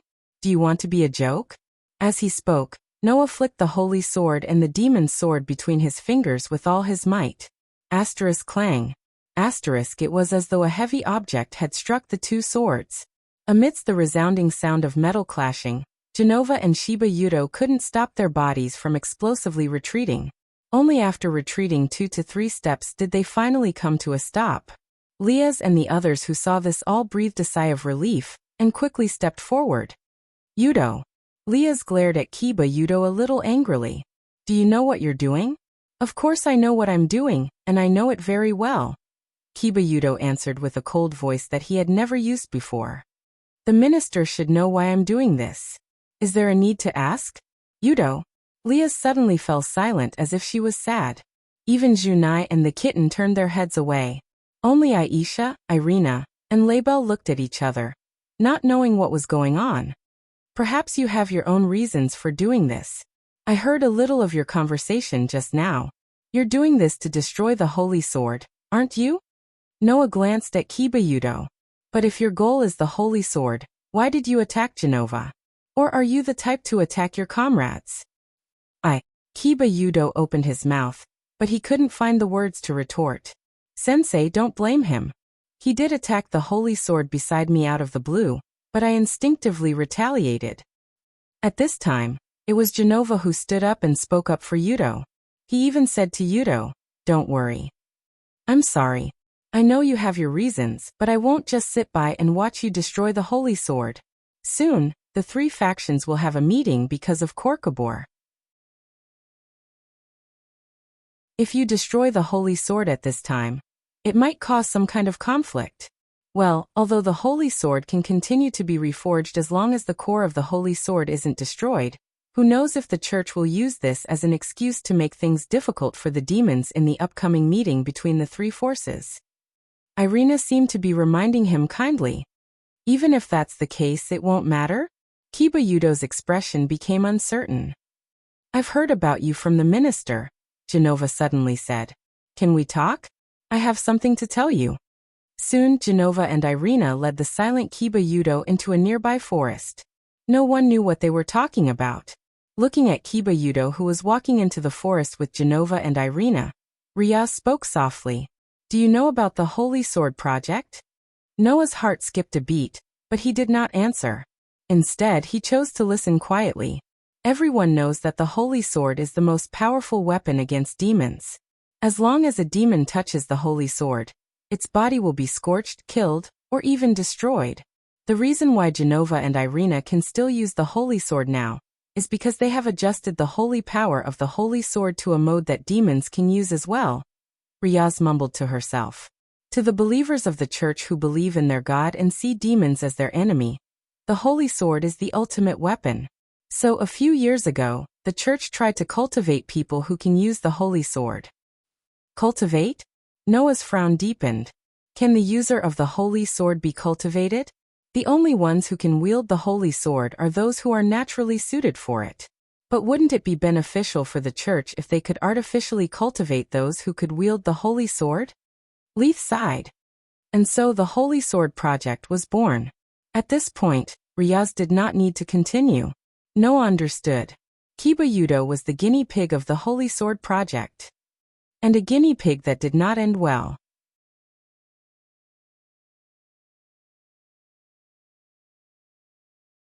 Chapter 644. About an hour later, Genova and Irina brought Kiba Yudo into the Supernatural Research Department with a pained expression. There were obvious traces of crying on his face. Seeing this, no one came forward to ask what happened, and no one went to comfort Kiba Yudo.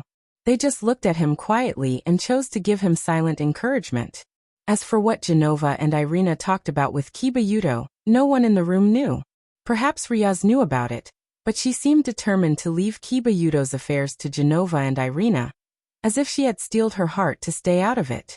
Of course, while no one knew what Genova and Irina said to Kiba Yudo no longer attacked the sacred sword madly like before. He even returned to his usual self. After apologizing to Riaz, he stepped aside as if nothing had happened. However, Kiba Yudo still told Riaz the truth about Hyodo Kazunari. In other words, the sacred gear is no longer in Hyodo Kazunari's body, and you took out the Red Dragon Emperor's boosted gear? After listening to Kiba Yudo's report, Riaz looked at Noah in surprise. Then where is that Longlness now? Noah did not answer. Instead, he used facts to prove his point. The symbol in his heart that represented the Dragon Emperor's incarnation shone. Feeling the draconic power flowing in his body, Noah extended his hand to Riaz. Clang. In the next moment, with a flash, a ferocious crimson gauntlet covered Noah's outstretched arm. All the girls in the room were stunned. You. Riaz gasped in surprise. You've become the host of the Red Dragon Emperor's boosted gear? What's wrong? Noah asked, puzzled. Is there a problem? Including Riaz, Junai, Kitten, Aisha, Genova, Irina, Label, and even Kiba Yudo were dumbfounded. What's wrong? There was no problem. However, this fact really made it difficult for him to express his current feelings. Noah was already a godslayer to begin with. Now, with the addition of the Red Dragon Emperor's boosted gear, who wouldn't feel their hearts churning? A combination of Campione and Longlness? She laughed bitterly. It's really like a joke. One had to know that the Longlness was said to be able to destroy gods and demons. The sacred gear, on the other hand, would only be possessed by humans. Under such circumstances, even an ordinary human who obtained the Longlness would have a chance to destroy the gods and demon kings, let alone an existence that had the ability to kill gods. Just like what Leah said, Noah's current existence was like a joke. At this time, another voice rang in Noah's heart. Really, even I feel like your existence is like a joke. Suddenly hearing this voice, Noah almost jumped in fright. However, after regaining his senses, Noah's expression remained unchanged, but he was surprised in his heart. Drake? Are you awake?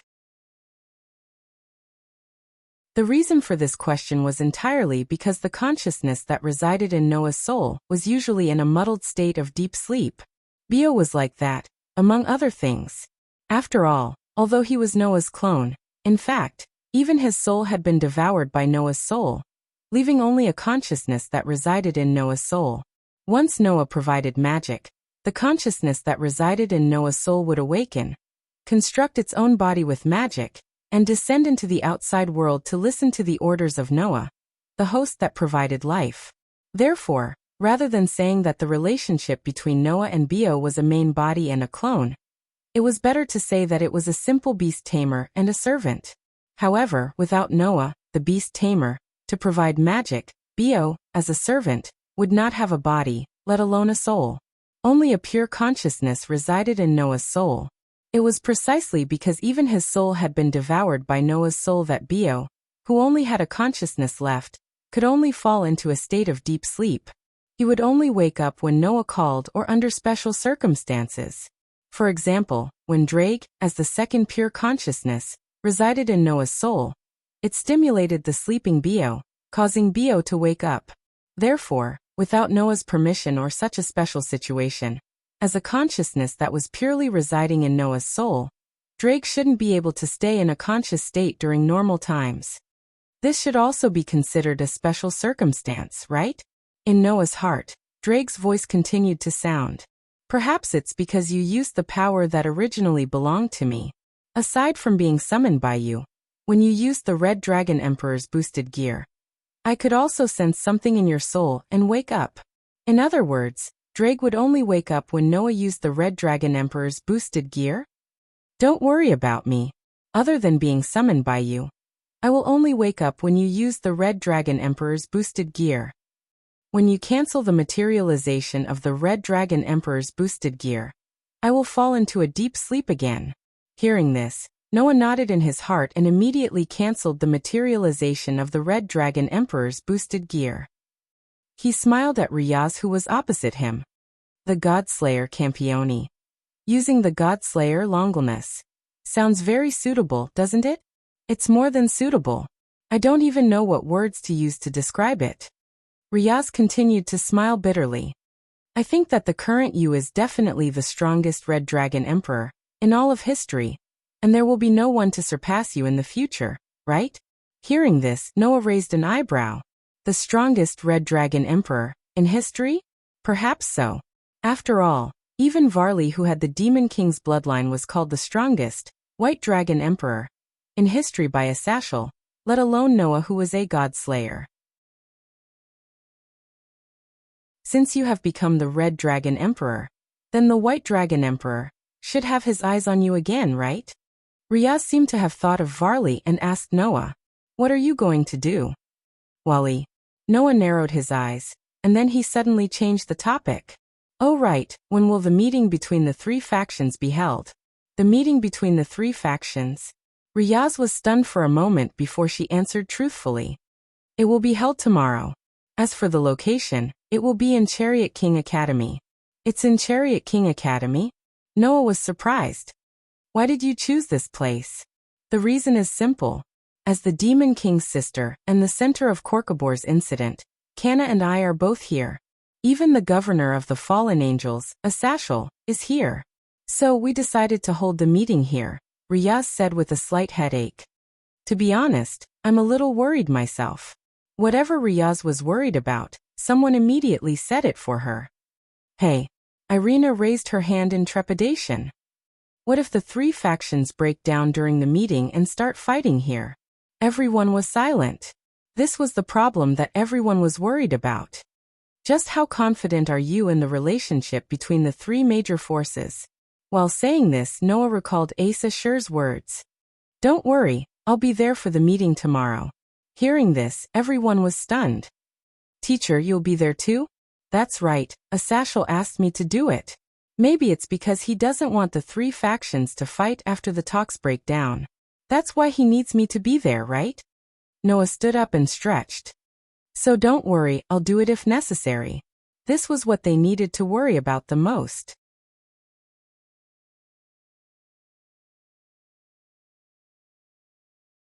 Chapter 645. Since Noah mentioned the meeting between the three factions, Leah began to explain to her family members what needed to be done in the meeting undoubtedly, to prevent anyone from making mistakes. Especially Shiba Yudo, who had been staying by Hutakazunari's side all this while to protect and observe Hutakazunari. He did not participate in Korkabor's incident, and there were many things that he did not know. Therefore, the necessary explanations were necessary. As Leah explained to Shiba Yudo about the meeting tomorrow, Noah, who was about to leave, was stopped by Genova. "Teacher, do you have anything to do next?" "I'm fine." Noah tilted his head. "What? Do you have something to say?" "Yes, I have a very important matter to discuss with you," Genova said in a serious tone. "So, can you come with me first?" "What is it? Is there anything interesting?" Beside them, Irina, who was bored by Leah's explanation, quickly joined them. "Then count me in too." "Does Irina want it too?" Genova was obviously stunned. After a moment of serious consideration, he nodded. "Just like me, Irina was banished by the church." "That's fine, I'll count Irina in." "Yay!" Irina cheered. "Well then, teacher." Genova turned around. "Please come with me." Then, Genova walked out of the room, and Irina quickly followed him. Seeing this, Noah followed curiously. What was it that could make Genova so serious? In the old school building, other than the supernatural research department, there were many other rooms and classrooms. With Genova leading the way, Noah and Irina came to one of the empty classrooms. Then Genova turned to face Noah, and spoke with a serious expression on his face.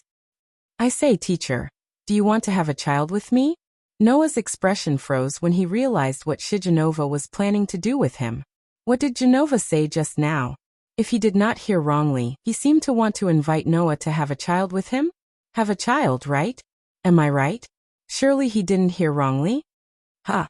Elena, who came in with him, was also stunned. When she came to her senses, she let out a cry of surprise. Ha! Ah!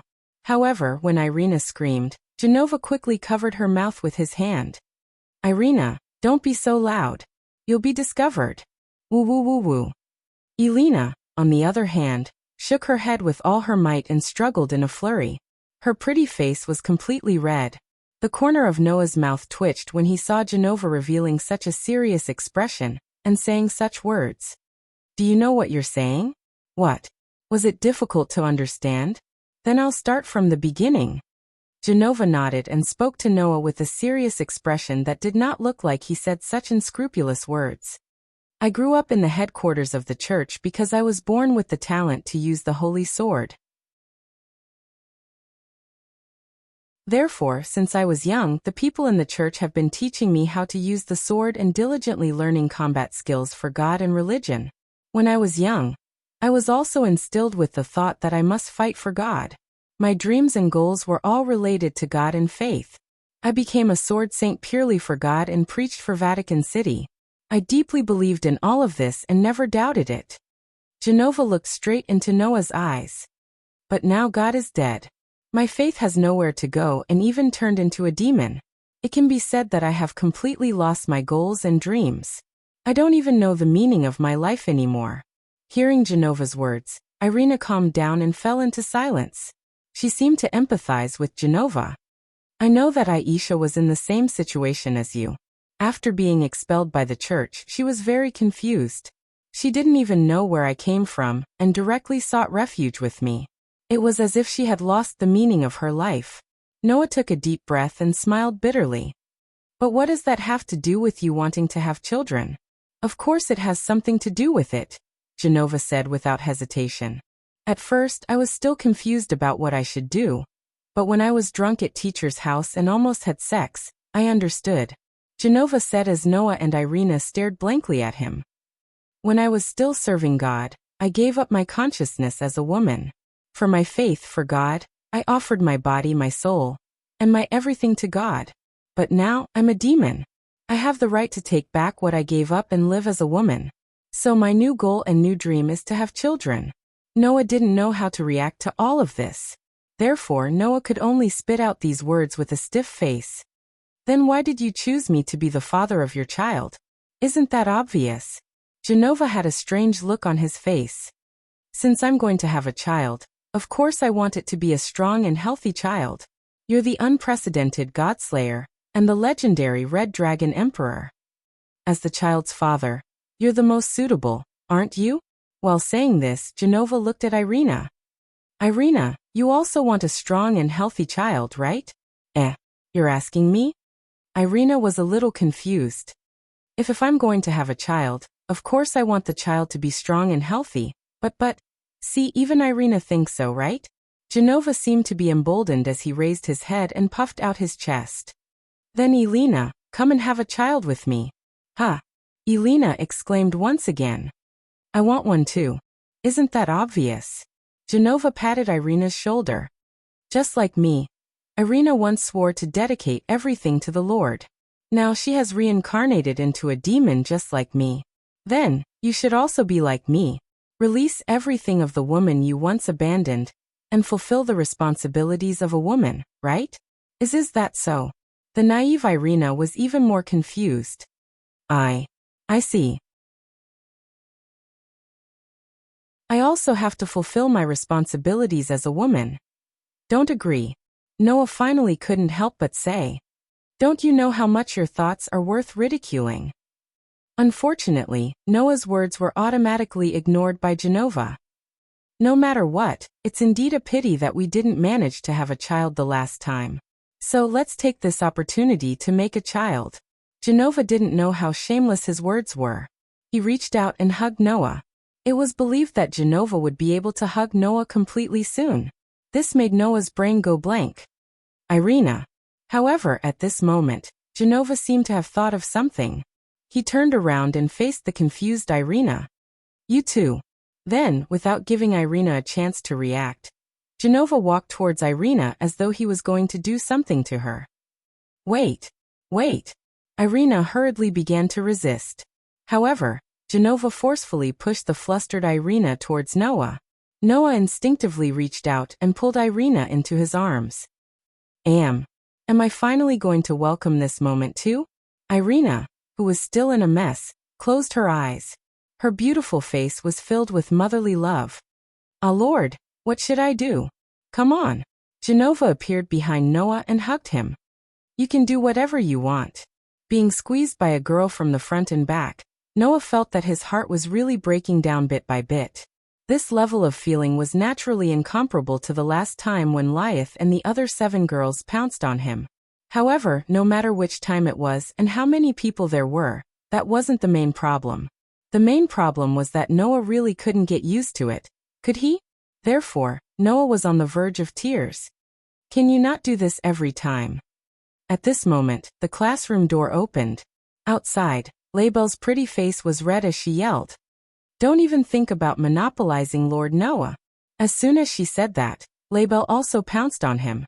Instantly, the classroom became a mess.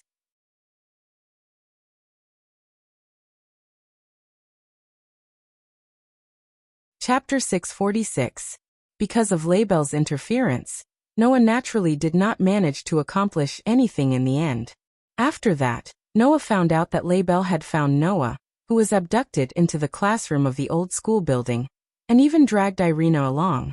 It was all because Label had seen Noah leave the paranormal research department and secretly followed him. It was not just this time. Noah had already discovered many times that ever since Label became Leah's dependent and came to the human world, the little girl would often secretly follow him behind like a stalker. In any case, thanks to Label, Genova and Irina's plan to have a child was completely ruined. However, after that, Genova also said this to Noah with a serious face. It's really regrettable that we were interrupted this time.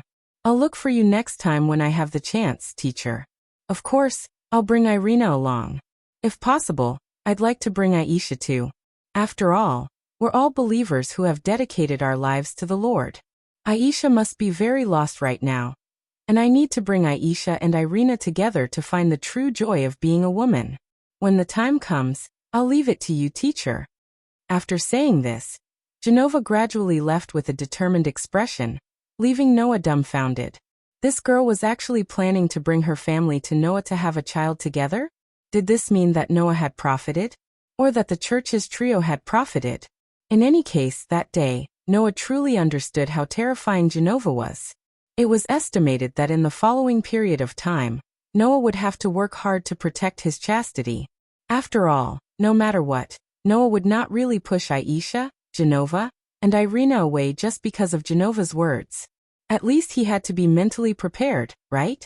Just like that, Noah welcomed the second day.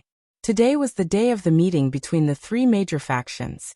At the moment, the Jamanli's dependents led by Leah had already begun their preparations, and met up with cities dependents led by Tsongna to discuss the arrangements for the meeting. Due to the meeting between the three major factions, the Colt King Academy had a special day off today. Of course, the students did not know that the reason for the holiday was because the three major factions wanted to have a meeting here.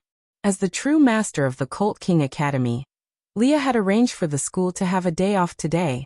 Under such circumstances, Noah closed his eyes in the empty space in front of the old school building. In his mind, the stone plate with 10 patterns on its outline suddenly turned and pointed at the Dragon Emperor's clone. Clang! A scarlet gauntlet on Noah's right hand. Boost! Immediately after, the Red Dragon Emperor's boosted gear made a sound, and the jade on the back of his hand flashed, allowing power to flow into Noah's body. This way, the Dragon Emperor's clone, the Dragon Emperor's clones, would double 10 seconds later. Boost! With another sound, Noah's power doubled again. The power from the Red Dragon Emperor's boosted gear surged all over Noah's body. After continuously strengthening himself for about 5 times, Noah felt that his body had become heavier. This was a sign that the multiplied power was gradually becoming a burden. At that moment, Noah opened his eyes and raised the Red Dragon Emperor's boosted gear. Explosion release. In the next instant, a brand new voice reverberated from the Red Dragon Emperor's boosted gear, causing the crimson-red gauntlet to shine with resplendent lines. This sound meant to stop the multiplied power. Simply put, it was a kind of braking device. When this device was activated, Noah's Red Dragon Emperor's boosted gear would stop increasing his strength, allowing Noah to fight for a period of time with his strength increased. And the length of this period of time would depend on the actions taken during this period. The more active Noah was and the more he attacked, the shorter the period of time it would be maintained. Also, if Noah was in a state of exhaustion, the period of time it could be used would also be shortened. Therefore, using this was one of the tricks of the Red Dragon Emperor's boosted gear. As for not activating this device, Noah's power would naturally increase during the multiplied period. However, compared to activating this device, stopping the multiplied power, and maintaining the increased power, the Red Dragon Emperor's boosted gear's power would be more unstable.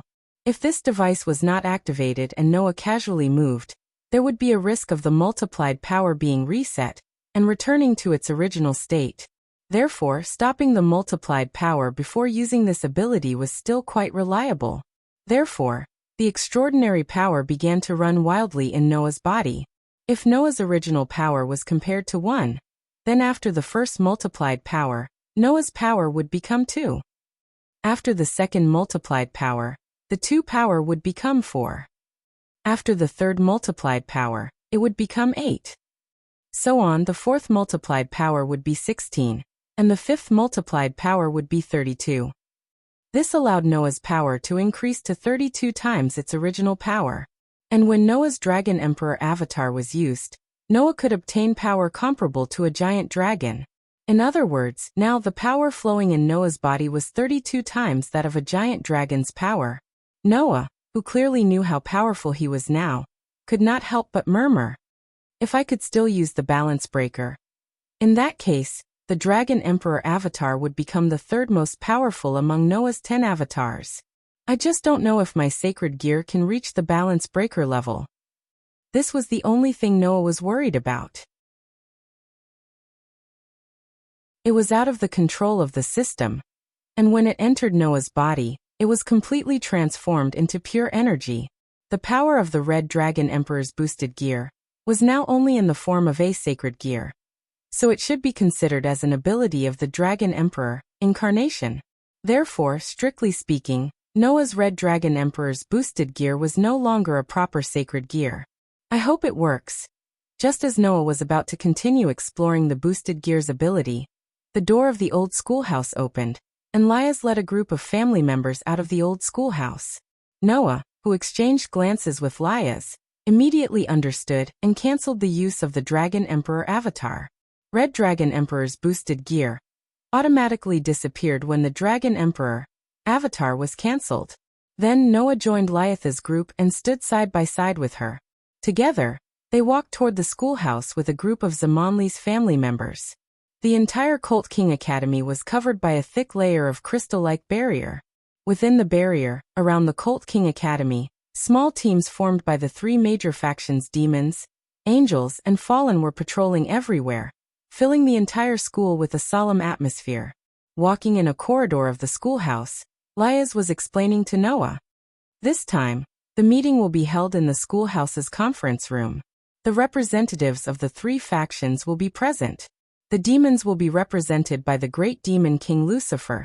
The angels will be represented by the highest-ranking Michael. And the fallen will be represented by the viceroy, Athaziel. Kangna, my family, and I will be attending the meeting. Also, you and the White Dragon Emperor's Wali will also be attending the meeting. Lucifer, Michael, and Athaziel. Noah sighed. In other words, the three most powerful rulers of the three factions are here? Yes. Lias nodded heavily. Originally Lady Seraphil, who is also the current Leviathan and Kangna's elder sister, who is in charge of diplomacy, should be present as well. However, that lady is in an emotional state because Korkabor kidnapped Kangna and planned to kill her. If she were to come, I'm afraid that things will not end well. With such ominous words, the group finally arrived at the conference room. Lias pushed the door open and exposed the situation inside.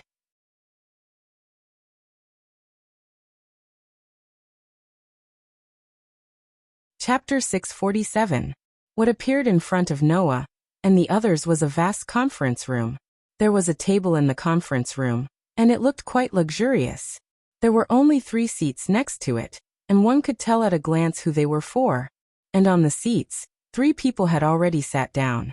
The first was naturally the representative of the demons, the demon king Lucifer, Syzax, who had the same bright red hair as Lias. Then, the fallen angel governor, Asashel, who had changed out of his previous kimono and put on a rather decent robe. The last one was someone Noah had never seen before. It was a very handsome man, even more handsome than Kibayudo. He had a dignified appearance, a kind face, and a halo floating above his head. If the characteristics of the demons were their bat-like wings, and the fallen angels' characteristics were their pitch-black wings, then the halo floating above their heads was one of the characteristics of the angels.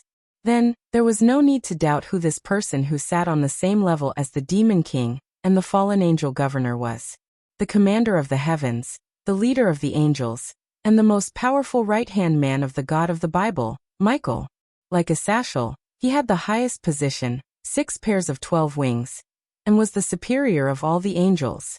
He was also the angel with the highest position in the entire heavens. And in addition to the 3 supreme leaders of the 3 major forces, Syzax, Asashel, and Michael, there were several other people present. One was Gulifia, who was dressed as a maid and served beside Syzax. Another was Kana, who stood in the corner and entered as an observer, only bringing along Shinra and Juhaim. And another was Wali, who also stood in the corner but was the closest to Asashel. He had been staring at Noah with a smile on his face that came from the bottom of his heart.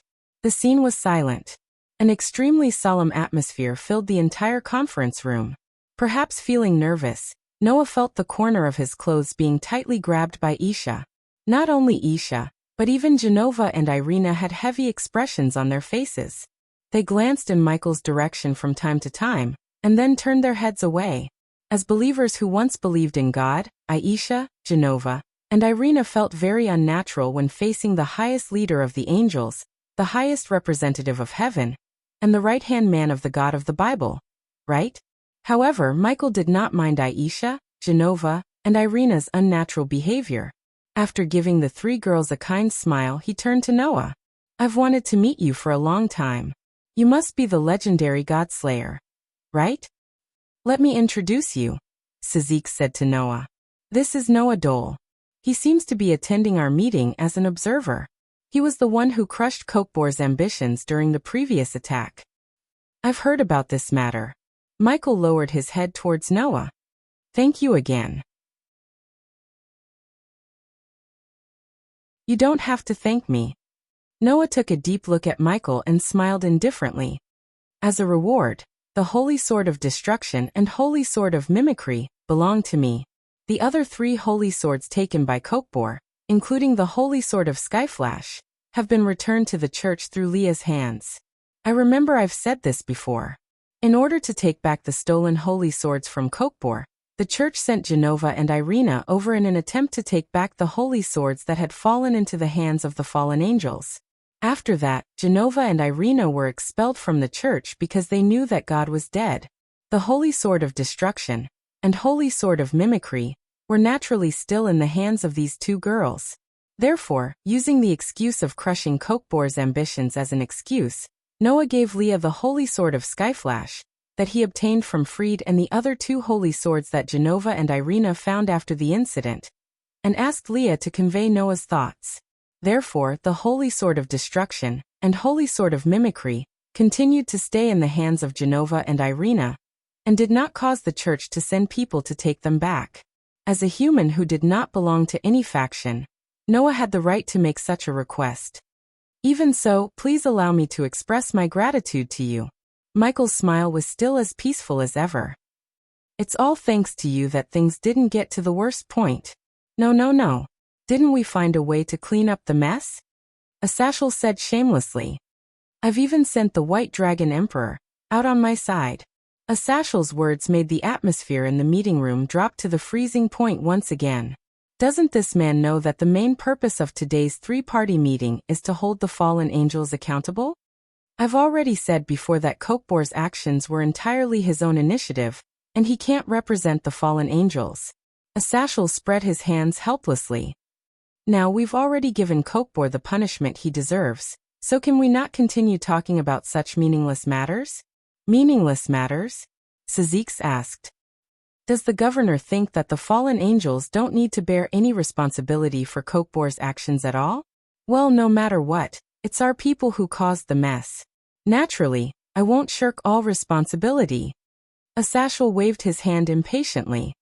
If you're still worried, why don't we just conclude a peace treaty here? That one sentence made everyone present, except Noah, stand up in surprise. Noah did not find it strange at all because he already knew that Asashel had such a plan in advance. However, for the others, it was really surprising that the governor of the fallen angels, Asashel, who was simply the leader of the bad guys, would actually make such a suggestion. Besides, was it peace? From ancient times until now, the 3 forces had been in a constant war. Even now, when they were in a state of truce, small-scale conflicts were still going on. They had even fought until the gods and demon kings were all dead, and the 3 forces had fallen to the point where they could only rely on humans to reproduce. Now that peace was suddenly proposed, and it was even proposed by the bad guy leader of the fallen angels, who wouldn't be surprised? However, after the surprise, Sazix and Michael looked at each other and smiled. It's really surprising. Michael expressed his thoughts directly. Although His Highness Sazix and I originally planned to propose a peace treaty to the fallen angels, we didn't expect you to propose it first. However, if this situation continues, there's really no need for it, Sazix said with a sigh. The gods and demon kings are already dead, and our 3 forces have reached a point where we can no longer continue to suffer losses because of the war. In order to allow the race to continue, the war should not break out again. That's right. Asashel's expression became serious. If a war breaks out again, this time, the 3 forces will definitely perish together. At this point, Asashel suddenly smiled and looked in Noah's direction. Therefore, I also invited the famous Godslayer to attend this meeting. The purpose is to let him witness the peace treaty between our 3 forces. If someone deliberately breaks the treaty in the future, then I hope that everyone will first consider whether they can deal with the crusade of the Godslayer. The whole place suddenly fell silent. Sazix and Michael both looked at Noah, and then smiled bitterly at the same time. Since we have the Godslayer as a witness, then we can rest assured. At this moment, Varley suddenly spoke. Before that, can I ask the Godslayer over there a question? Hearing Varley's words, everyone turned to look in Noah's direction. Noah frowned. It was because Wally's eyes were filled with an unprecedented battle intent and excitement that couldn't be matched even in the past. Then Varley said this sentence. Noah Dole, you have become the new Red Dragon Emperor. Right? This time everyone, including Sazix, Asashel and Michael, looked at Noah in surprise. Not to mention the others, even Noah himself was a little surprised.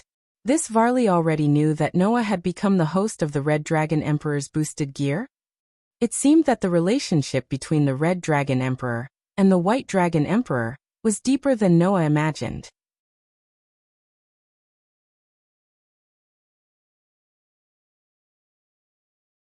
Chapter 648.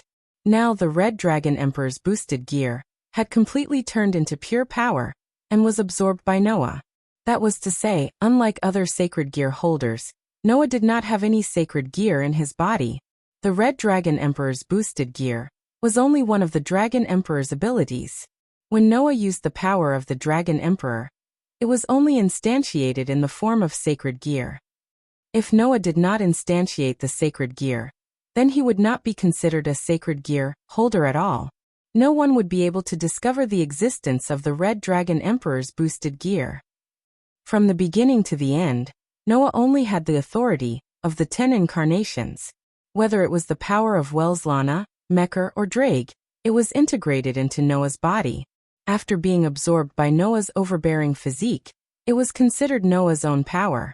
Therefore, without using the authority of the 10 incarnations, coupled with the restriction ability that was previously integrated into the authority, and the additional concealment effect, no one would be able to detect Noah's power. However, Wally was aware of it. Undoubtedly, until yesterday, this matter was only known by Lyath and her family, wasn't it? Seeing Noah's somewhat surprised expression, Varley seemed to have gotten the answer, and his expression became more excited and happy. I'm also very surprised. As the White Dragon Emperor, I didn't notice the power of the Red Dragon Emperor, but the White Dragon in my body still felt the aura of the Red Dragon on you. That should be the aura left behind when you used the Red Dragon Emperor's boosted gear. Right? Hearing this, Noah once again lamented the deep relationship between the Red Dragon Emperor and the White Dragon Emperor, and nodded without hiding anything. You're right. The Red Dragon Emperor's boosted gear that was lodged in Hito Issei's body has been taken out by me. Now the power of the Red Dragon Emperor is mine. After being acknowledged by Noah, everyone present had their own reactions. Song turned his head and looked at Lyath. After getting a nod from Lyath, he finally believed this fact. Sazax and Michael looked at each other in dismay. Only Athasiel, who was obviously smiling bitterly. Campione and Longlness? Should I say this is a joke? Or should a person who can kill a god be equipped with a weapon that can kill a god? As an expert who specialized in the study of sacred gear, no one understood what it meant better than Athasiel. As a Red Dragon Emperor, as well as a god slayer, Varley laughed, and his laughter was unusually happy. Originally, because the ordinary human named Hito Issei was the Red Dragon Emperor, I was very disappointed. Now I'm very satisfied, extremely satisfied. As he said this, Varley stared at Noah with a burning gaze. You're probably the strongest Red Dragon Emperor in history, aren't you? Do you want to directly determine the winner of the fateful duel between the Red Dragon and the White Dragon? At the scene, Sazex, Michael, Lyath, and the others all frowned. Varley, Athasiel said directly. Undoubtedly, you didn't care about the fateful duel between the Red Dragon Emperor and the White Dragon Emperor in the past, did you? Because for me, as long as it's a powerhouse, even if it's not the Red Dragon Emperor, it doesn't matter to me. I'll go and find a winner. Varley made a statement that only a typical battle maniac would say. So if the Red Dragon Emperor is a powerhouse that makes my blood boil, then of course it makes me excited, right? Varley. Athasiel's voice began to become serious, and he looked directly at Varley. Look at the situation clearly. Do you think we'll let the Red Dragon Emperor and the White Dragon Emperor duel here at this time? Is that so? You don't agree? Varley closed his eyes slightly, and then suddenly opened them. Then there's no other way. Let's end this meeting early. As soon as he finished speaking, the White Dragon Emperor's light wings, dividing, flashed behind Varley's back.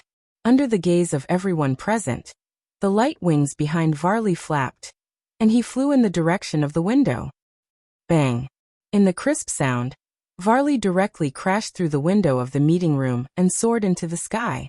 Extremely dense mana burst out of his body as he came to a stop in midair. Balance breaker. A surge of light suddenly enveloped Varley's entire body. When the light dissipated, Varley's entire body was covered in thick, pure white full-body armor. Sazax, Michael, Lias, Song, and the others who finally reacted were all shocked. What is he trying to do? In the end, the ominous premonition still came true. Athasiel's face also darkened. He looked up and stared at Varley, who was hovering in midair, and said in a low voice, "Varley, what are you trying to do?" "Nothing, Athasiel." Varley's voice came from under the helmet. "Just a chaotic performance for all of you who are about to usher in peace." As soon as he said that, the mana that rose from Varley's body gathered into a huge magic circle in midair. And in the magic circle, people covered in black robes slowly appeared, and they filled the entire sky of the Cult King Academy. What's wrong? What happened? Intruders? The demons, angels, and fallen angels patrolling Chariot King Academy all flew over when they noticed the commotion. But before that, Wally made his move. Buzz. The rich mana turned into bright rays of light. With Varley as the center, they were like lasers that pierced through space and shot in all directions. Poochie poochie poochie poochie. The sound of laser beams piercing through human bodies could be heard all around. It was the sound of the surrounding demons, angels, and fallen angels being pierced by the magic lasers. Ah! Screams resounded through the sky. Immediately afterward, the black-robed men that appeared from the magic formation all flew around and shot magic power beams at the demons, angels, and fallen angels whose formation had been broken by Wally's attack, catching the people of the three forces off guard. In an instant, the demons, angels, and fallen angels suffered heavy losses. With Sazax, Athasher, and Michael taking the lead, Liath, Canna, and their followers' faces changed abruptly. Noah, the only one who could remain calm, looked at Wally, who was hovering high in the air. He muttered to himself as he recalled what Athashel said in the cafeteria. Sure enough, Wally betrayed us. I'm sorry, Athasher. Wally's voice echoed in the air. What I want is to be able to fight without restraint with the strong. So Calamity Mass is more suitable for me. Calamity Mass? They had never heard of such a noun, which made everyone frown. Athasher, on the other hand, curled his lips and smiled. Not long ago, our deputy governor of the fallen angels had his eyes on a suspicious group. They gathered the dangerous elements of the three major forces with the purpose of destruction and chaos. In short, a group of terrorists who are not used to world peace. That's Calamity Mass, right? As expected of you. You know everything like the back of your hand. You even discovered the existence of Calamity Mass. You have long expected that I would betray you, right? Wally opened his hand. Then, with your personality, you should have made some preparations in advance. What did you do in response to my betrayal? As soon as Wally finished speaking, another voice answered Wally's question. Let me answer this question for you. As soon as the voice fell, I used these words to provoke the gods in the sky, exercise this magic power, chant this spell, and make everything in the world bow and kneel.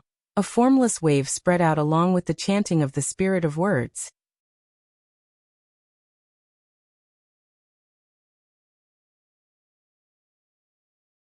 Chapter 649. I will use these words to provoke the gods in the heavens. Exercise this magic power, chant this incantation, and make everything in the world bow and kneel. When the words that could provoke the gods in the heavens reverberated in the space, an invisible wave formed by magic power spread out like ripples, covering the entire Horse King Academy. At this moment, a trace of warning emerged in Wally's heart, forcing him to subconsciously burn the mana in his body and cover his entire body. Immediately after, a sound that heavily struck the hearts of everyone present shook. Come down. In an instant, the invisible fluctuations that spread out shrouded the black-robed men who were attacking the surrounding demons, angels, and fallen angels like tarantulas, including Wally. Wally only felt that his body suddenly became incomparably heavy, and he couldn't help but sink down fiercely. But fortunately, Wally mobilized the magic power in his body and filled it all over his body, allowing Wally to bear the heavy burden. His body suddenly shook, and the invisible wave that shrouded his body dissipated. However, the black-robed people didn't have the ability to do so. Bang bang bang bang. In a series of muffled sounds, the black-robed people all seemed to be pulled down from midair, and one after another heavily smashed onto the ground, stirring up bursts of smoke and waves of screams. These black-robed people weren't demons, angels or fallen angels, but a group of mages. Even if they could use magic, mages were still humans in terms of their bodies. So after falling from such a high altitude, the group of mages were all lying on the ground wailing, and some even spat out blood wildly, unable to get up again. In other words, the only one who survived was Wally. Sure enough, there's no way to make the legendary White Dragon Emperor bow down just by relying on the words of the priest incarnation. Saying such a sentence, Noah had unknowingly walked out of the conference room and came to the first floor of the school building. He slowly walked out of the door and looked at Wally. Now, do you know what a Sashal has prepared for your betrayal? Hearing this, Wally, whose whole body was burning with magic, smiled. If that so-called preparation is for you to stop me, then I'm more than happy to do so. It's just that, compared to a Sashal, Wally, the terrorist group you joined doesn't seem to have a good brain, Noah said as he looked around at the mages lying on the ground, wailing in pain. These mages should all have the power to rival mid-level demons, but we have the Demon King, the Archangel, and the Governor of the Fallen Angels. Don't tell me that the so-called group of disasters thinks that as long as you and these mages are here, they can take down the leaders of the three forces? Even I don't think I can do it alone. Wally ignored all the other mages and raised his hand. Therefore, we have also prepared opponents for you. After saying that, the huge magic array in the air above Varley flashed with a dazzling light that was even more intense than before. There, three figures appeared and slowly descended from the sky, stopping beside Varley. That's, seeing the three people, Sazax and Gulifia, who were still in the meeting room of the school dormitory, narrowed their eyes. Even Lyeth and Canna were shocked. Seeing this, Noah frowned. It seemed that these three people's origins were not ordinary. No, it was not just their origins. Noah also felt a very powerful aura from these three people. Almost all of them were not inferior to the highest level demons. Under such circumstances, a woman in a revealing outfit spoke up. Hey Wally, that's the rumored Godslayer, right? Oh, a man with a cold face looked at Noah. He's the Godslayer. He claims to be able to kill gods. The remaining man who looked like a warrior also spoke. Wally, you don't really believe it, do you? It's up to me to judge whether I should believe it or not. Wally's voice was flat as if the people around him were just background characters. You just need to do what you want to do. Hearing this, the woman in revealing clothes smiled viciously. I am the real Demon King, the descendant of Leviathan Cadelia Leviathan. The man in the plush coat with a cold face spoke next. I am the real Demon King, the descendant of Beelzebub Karuba Beelzebub. Following closely behind, the warrior-like man also made a loud declaration. I am the real Demon King, the descendant of Asmodeus Crisley Asmodeus.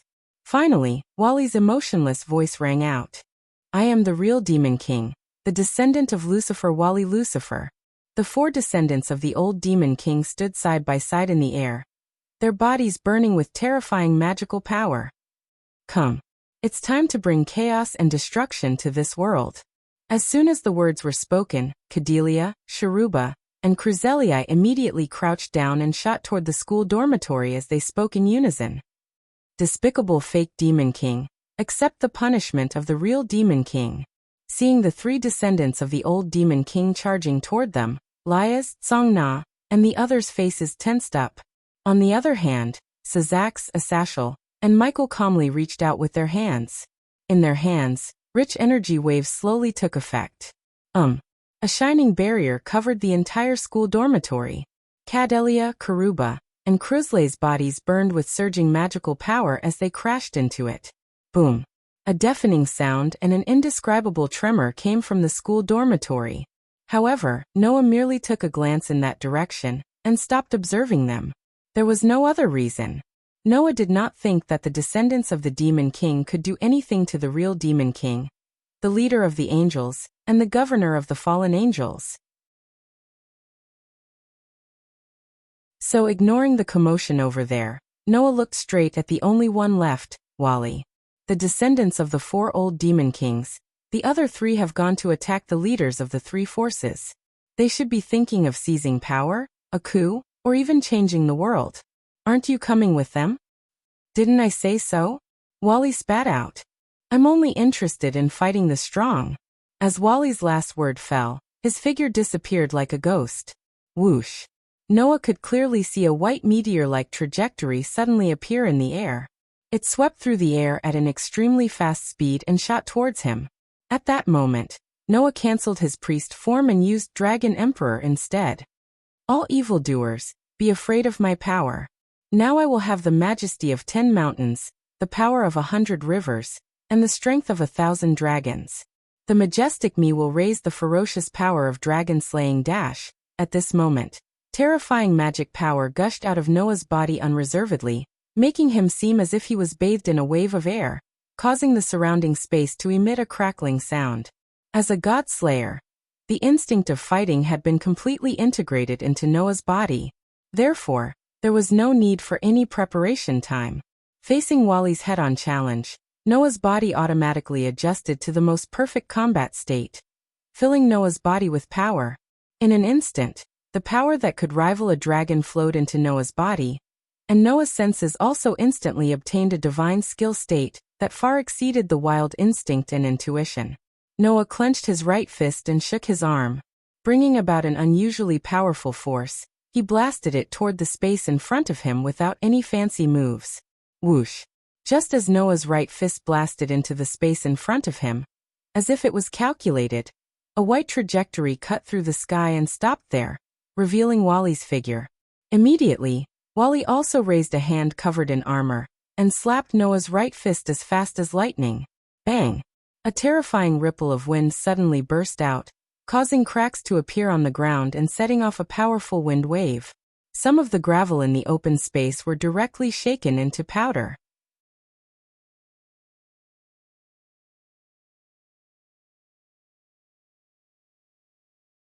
Chapter 650. Pung Dash.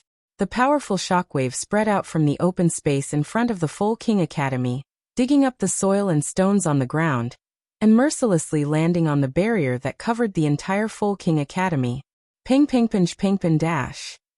Under the powerful shockwave, the barrier that separated the Full King Academy from the outside world trembled slightly, and then withstood the shocking shockwave, withstanding all the impact. The barrier that covered the Full King Academy was jointly opened by the demons, angels, and fallen angels. Therefore, this level of impact was still bearable. If it wasn't for this barrier, the environment around the Full King Academy would have been completely changed today. Humph. In the midst of the shockwave, Wally, who was covered in pure white armor, let out a muffled groan. The light wings on his back flapped, and his figure quickly retreated. Pung dash. At the same time, the armor on Wally's right hand directly exploded, and the skin on it cracked open, and blood seeped out. In the blink of an eye, Wally's hand was dyed red. Even Wally couldn't help but change his expression. He actually shattered the armor with one hit. Just when Varley was surprised by this, the diving dividing wings of the White Dragon Emperor began to flicker behind Varley, and a voice drilled into Varley's ears. Wally, be careful. The Red Dragon Emperor should have the Dragon Kill ability that can cause great damage to dragons. If you're not careful, you won't be able to avoid serious injuries. Wally's expression calmed down, and with a flash of light in his hand, he was once again covered in pure white armor. Then tried to use magic power to attack. Wally raised his hand, and a dense light appeared on his hand. It turned into a bolt of lightning, and violently shot towards Noah in front of him. However, before that, Noah relied on his senses that far surpassed his wild instincts and intuition. And as if he could predict the future, he tapped the tip of his foot and quickly retreated. Pung dash! The magic power bolt landed where Noah was a second ago, and the ground there exploded. Wally's attack missed, but he still raised both his hands. Dense magic power surged in his palms, and turned into balls of lightning. With a flash of light, they constantly flew out, and flashed towards Noah from all directions. Facing the overwhelming magic power bolts, Noah narrowed his eyes, and his body tensed up. The magic power in his body instantly skyrocketed. A layer of resplendent crystal-like light screen that looked like scales flashed out from Noah's body. It was densely packed and overlapped with each other. In just a short moment, it had completely covered Noah's body. Boom, boom, boom, boom, boom. Numerous magic power bolts fiercely bombarded the air scales around Noah's body, and as if causing a chain explosion, the dense fire was like a whistling flood, diffusing from Noah's body, and covering Noah in it. However, not long after, Noah, who seemed to be composed of gas, violently retreated from the fire, and was once again exposed to the air. You want to use long-range attacks? Without stopping his body, Noah allowed his body to violently retreat. He looked at Wally, who once again raised his hands in front of him, and the corner of his mouth raised. Although the Dragon Emperor incarnation doesn't have the ability to use long-range attacks, it doesn't mean that I don't have them. After saying that, in front of Noah, a gorgeous magic array rotated, and the outline surged with amazing magic power. With a vibration, it condensed into a huge beam of light, and violently shot out from the center of the magic array. It cut through the air, and rapidly shot towards Wally in the distance like lightning. Magic! Facing the huge beam of light, Wally stretched out his palm, and a flame-like magic power gushed out, causing a blue jade to flash on the armor on Wally's outstretched arm. The next moment, the huge beam of magic power directly fell on Wally's hand. However, before the beam of magic power took effect, the jade in Wally's hand flashed with light, and a voice sounded. Divide, eat. An invisible wave passed from Wally's palm to the huge beam of light, and the huge beam of magic power that fell on Wally's hand suddenly became sluggish. Its volume suddenly decreased by half, and even the magic power contained in it was reduced by half. Wally's White Dragon Emperor's light wings, diving divide, could reduce the power of the target it touched by half. It was not only effective on people but also on the attack itself.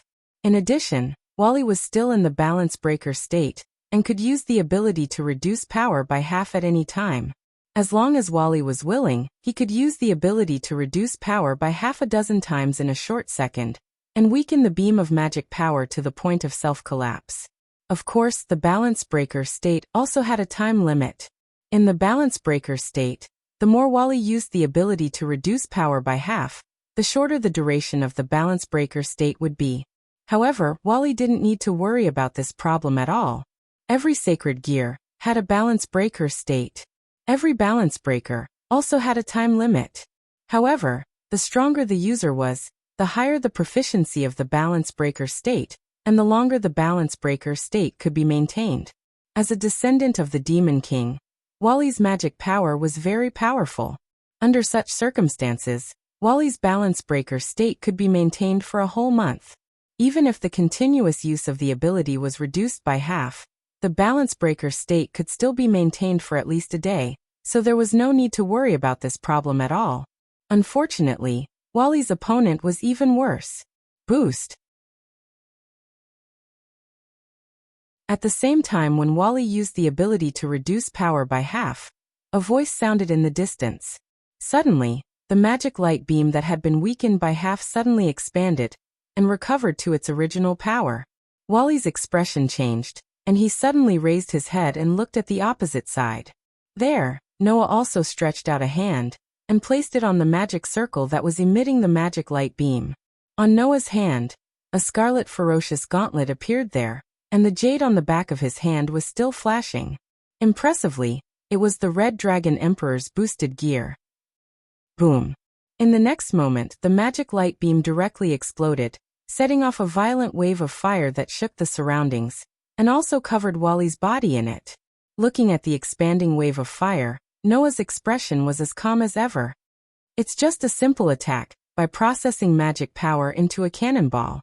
Wally, if you pretend to be dead like this, then you're not qualified to be the descendant of one of the 4 demon kings. As soon as Noah's words fell, the spreading wave of fire trembled violently. Immediately, an extremely surging demonic energy slowly radiated from it. It was like a wave that wanted to destroy the sea of fire. It surged in all directions, emitting a surging roar in the surroundings. Of course, the battle has just begun, and I haven't enjoyed enough. As the magic power roared, a voice also spread in the sea of fire. The voice was full of joy and battle intent. Boom. When the voice full of joy and battle intent fell, the sea of fire that swept the space suddenly condensed, and with a loud bang, it directly scattered in all directions. The waves of fire surged and spread out from the center of the self-study garden, bombarding the surrounding enchantment, causing it to become shaky. When the spreading waves of fire came in front of Noah, they were blocked by the light curtain-like air scales and separated to 2 sides. Noah, on the other hand, had already shifted his gaze to the spot where the wave of fire exploded. There, a figure full of magic power flames was suspended in the void, and appeared in front of Noah's eyes. When Wally reappeared, the pure white armor on his body was already covered by a thick layer of light curtain. Obviously, at the critical moment, Wally turned his magic power into a defensive nature, so that he could resist the impact of the magic light beam.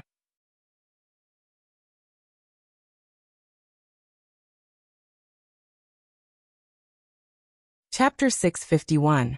In the scorching sea of fire, Wally floated in the air by relying on the diving dividing wings of White Dragon Emperor. Behind him, he raised his head that was covered by a pure white dragon head helmet, and stared at the ferocious crimson-red gauntlet on Noah's hand. He let out a joyful laugh. Have you finally used the Red Dragon Emperor's boosted gear? On the White Dragon Emperor's diving dividing wings behind Wally, a faint blue light flashed out, and a sound was heard. It's been a long time, Drake. At the same time as the deep voice sounded, an equally deep voice also came from Noah's boosted gear. It's indeed been a long time, Arubian. I knew you would still come to me.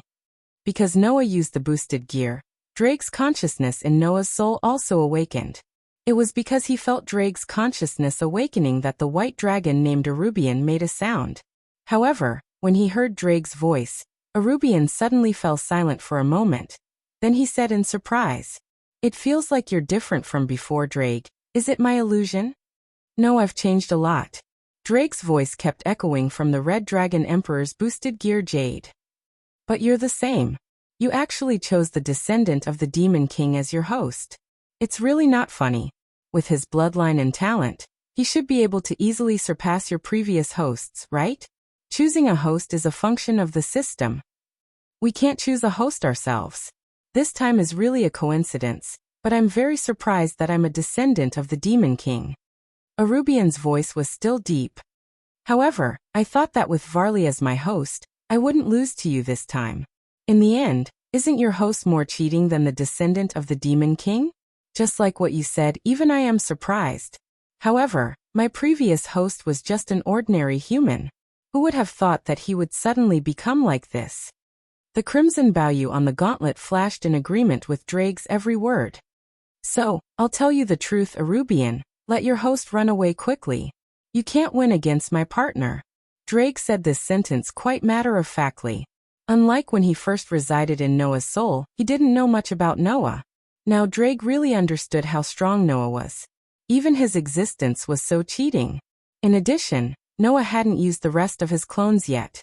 When he was in a bad situation, he could summon Drake and even Bio, who was not weaker than Drake. With Varley's current strength, it was impossible to win against Noah. Drake had such confidence.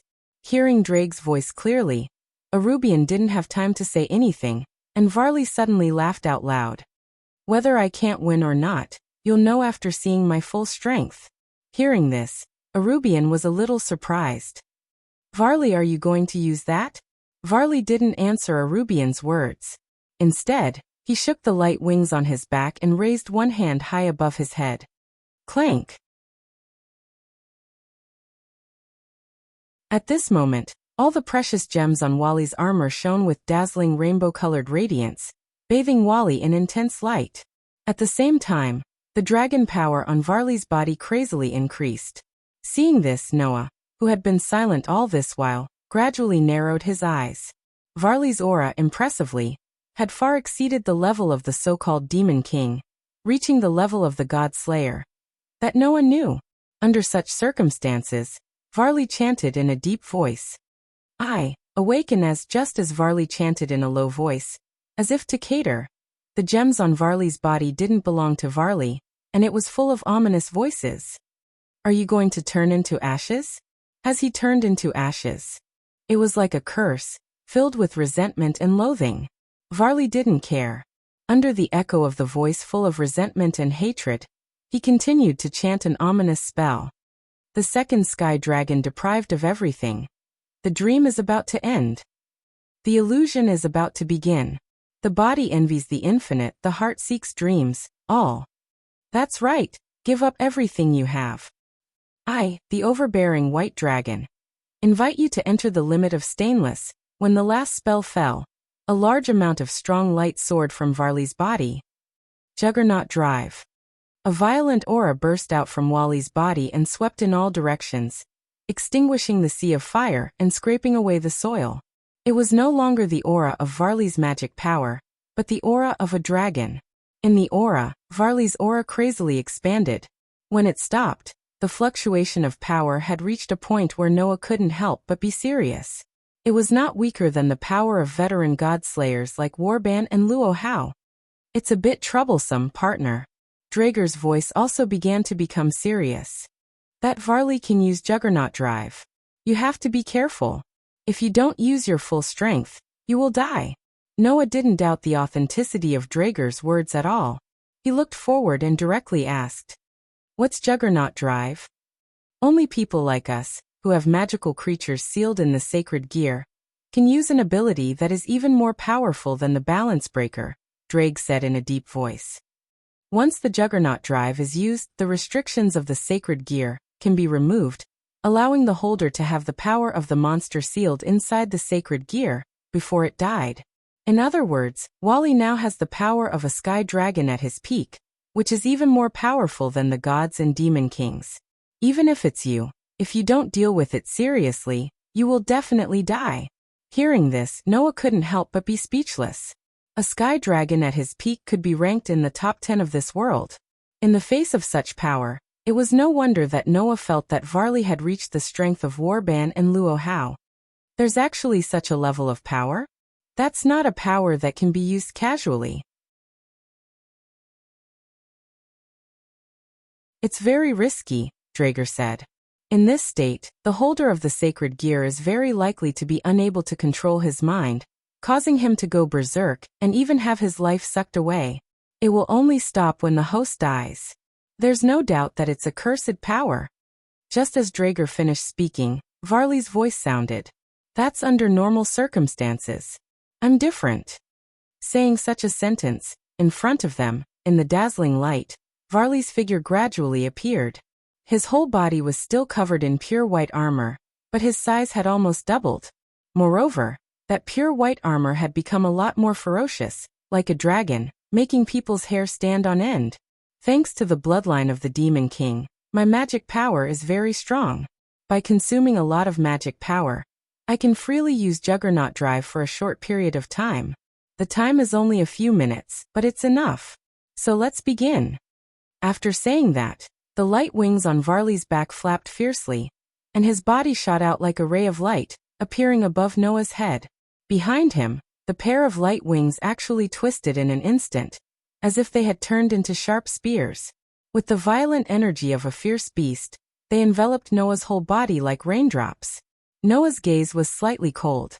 The magic power in his body surged out, and the air scales were open to the maximum power. Ding ding ding ding. Immediately, the sound of continuous collisions rang out from the air scales around Noah's body. Noah only felt that there were sharp spears attacking him from all directions. Once he lost the defense of the air scales, Noah would instantly become a hornet's nest. You're tuning in to the Li Mei's Sword of Destiny YouTube channel. We're so grateful for your support, and don't forget to subscribe to join us on this incredible journey through captivating stories. Your generosity through donations truly makes a world of difference, as it's the primary source of revenue that allows me to expand and enhance this channel for you. Thank you from the bottom of my heart for being a part of this adventure.